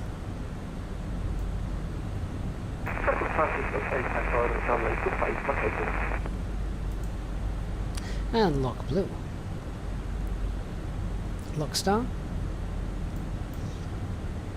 Krakow traffic, easy 84 Echo Yankee, establishing now runway 2521 miles.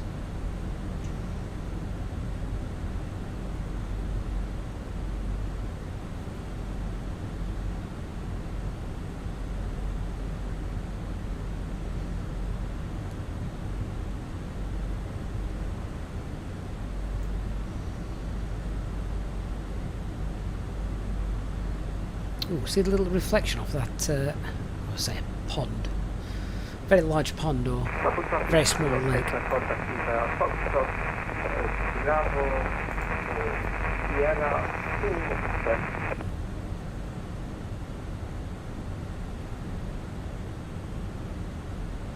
So we're now going to use that headwind to help us slow down. I'll keep an eye on that, because I needed to get in fast. We've kept high speed up for as long as I dare. Started to reduce speed, now passing 240 knots. We get flaps one out soon. Oh, there's our runway. Bit bright, isn't it?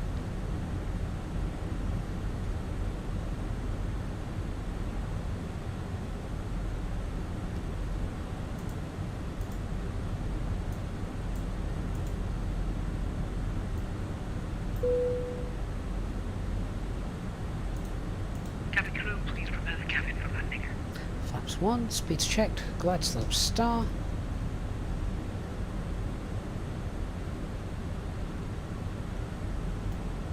This approach altitude is set. If it looks like we're struggling to continue the descent, then I'll get the gear out.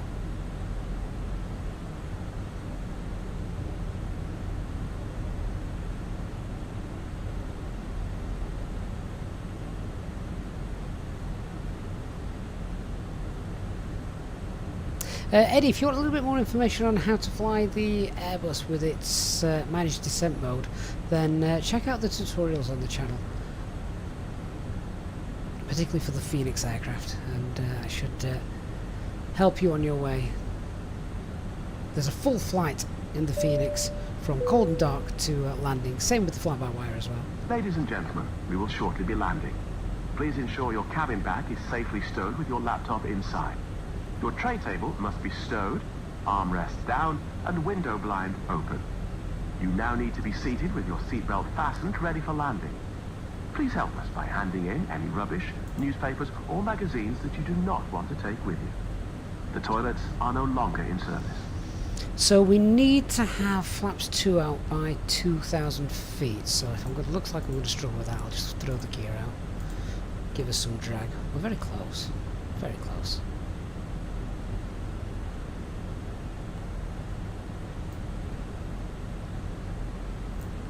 Lovely views.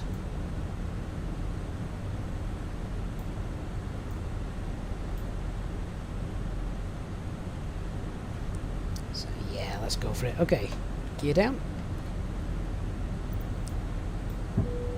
2,500.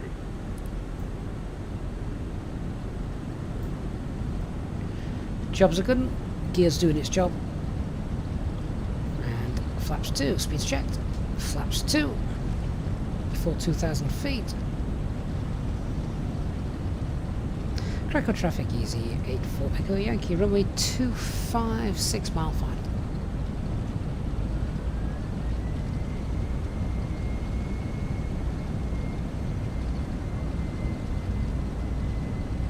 Christopher Lemon says the speed brakes are less wasteful. In what sense, Christopher?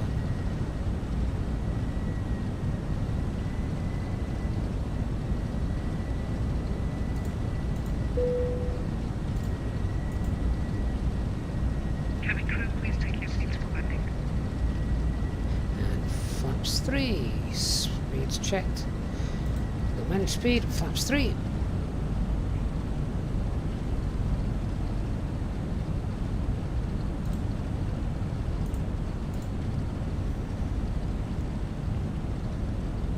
And fully stabilised by 1,000 feet. Krakow traffic, channel Full. 875, service localised until 1 mile.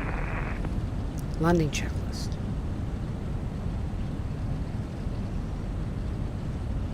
Cabin is secured, auto thrust speed, going at altitude 4,000. Set, ECAM memo, landing open. Well, the idea with the speed brakes, Christopher, is not to slow down, but it's to increase the rate of descent.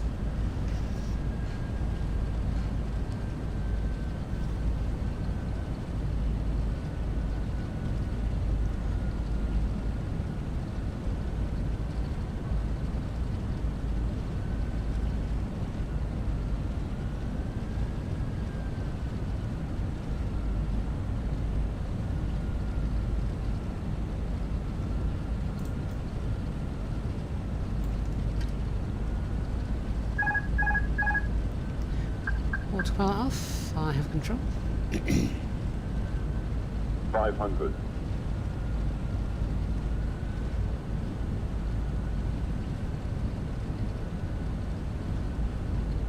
Hundred above.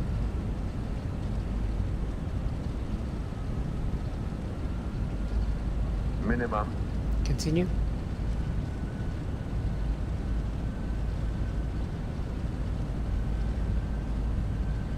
One 100. 50. 40. 30.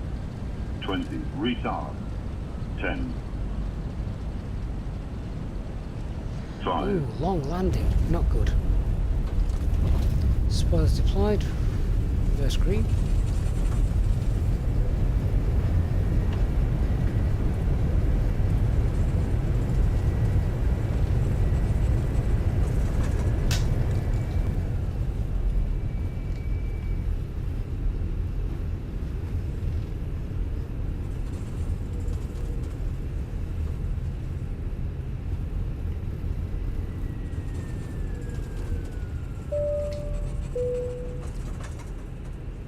Ladies and gentlemen, the cabin crew will shortly be leaving their seats to perform safety-related duties. However, we ask that you remain seated until the fasten seatbelt sign has been switched off. Portable electronic devices for messaging, calls, or internet access may now be used. Please make sure that you take all your personal belongings with you, checking in the seat pocket, underneath the seat, and in the overhead lockers. Do take care when opening the lockers in case anything falls out. Smoking is not permitted until you reach a designated smoking area. On behalf of the captain and the crew, it has been our pleasure looking after you today. Our ground crew will help you complete your EasyJet journey. For the latest news, promotions, flight and destination information, check out our official Facebook page, Twitter or EasyJet app. Okay, there we go. I did actually get the replay tool was working there. Wickstrom, yeah, obviously speed brakes will slow you down if you're not descending at the same time. But no, with regards to descent, whilst you're as Christopher was talking about, so if you're in your descent and you're high on the profile, throw the speed brakes out, because then it increases your rate of descent to get down. Throwing the gear out will make the plane engines rev up, but not if you try and slow down. Your plane engines will not rev up. The plane will just be able to slow down and go down. That's the problem. The aircraft don't like going down and slowing down at the same time. Add some drag there, then obviously it will help. Just as we did there.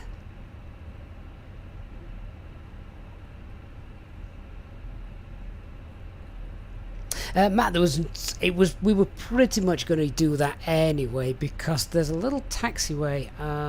Where is it? Have we already passed it? It's not even a taxiway, but yeah, there is a little taxiway that we're not allowed to use. I've not been here for ages, but this is great scenery, this one. Again, available from Orbex. Is it this taxiway we're not allowed to use? Might be. Oh no, we were allowed to use that one. Oh, where are you going? Let's stay on the taxiway, please. Wickstrom, no problem, my friend. Thanks for coming on board as usual.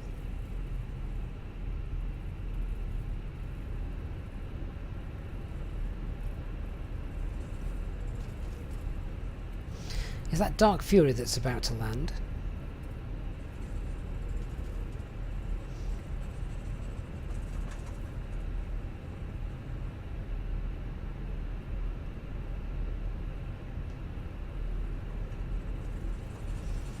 Great detailing on the VOR, and the obviously shares it with the Air Force as well. I don't know too much about this airport, to be honest, but apart from it looks nice. Looks really nice.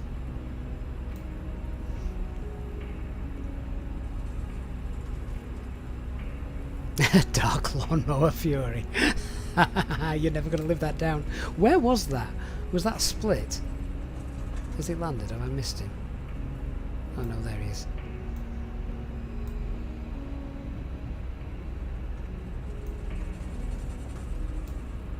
Not only did he cut the grass, he got the passengers from the runway to the terminal in record time.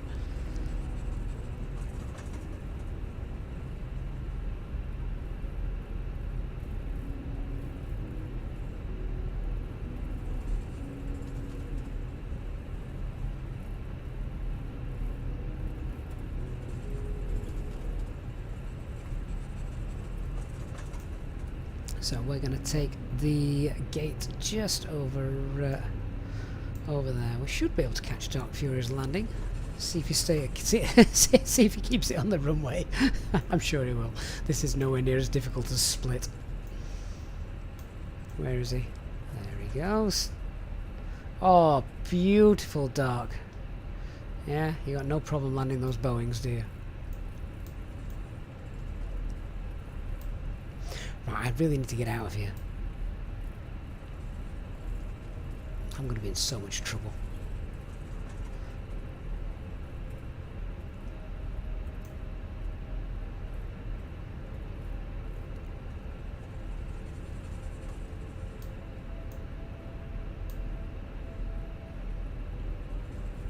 Lots of static aircraft at this airport, isn't there?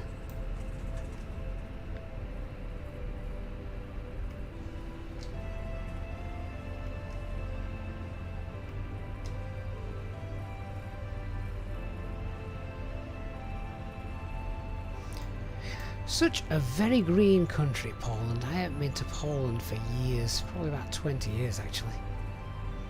In fact, thinking about it, 20 years ago to the day, I think I was in Poland last.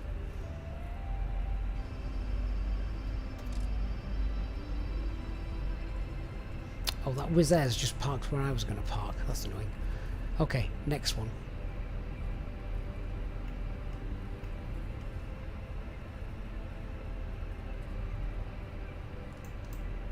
Get those off.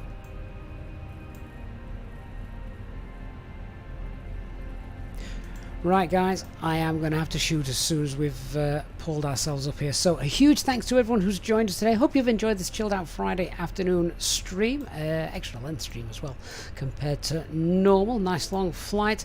Hope you're all going to have a great weekend. For those of you who have donated, contributed and become channel members during our stream today, a huge thank you for your continued support and helping me do what we do here on the channel. I look forward to seeing you all again at some point soon and chatting with you guys on Discord over the weekend. Hope everyone has a fabulous couple of days off, and if you are working, then I hope you get some time to spend some time in the next few days doing what we love here in Microsoft Flight Simulator. Thanks so much everyone. I hope you have all had a great flight and have a good weekend. Bye bye everyone.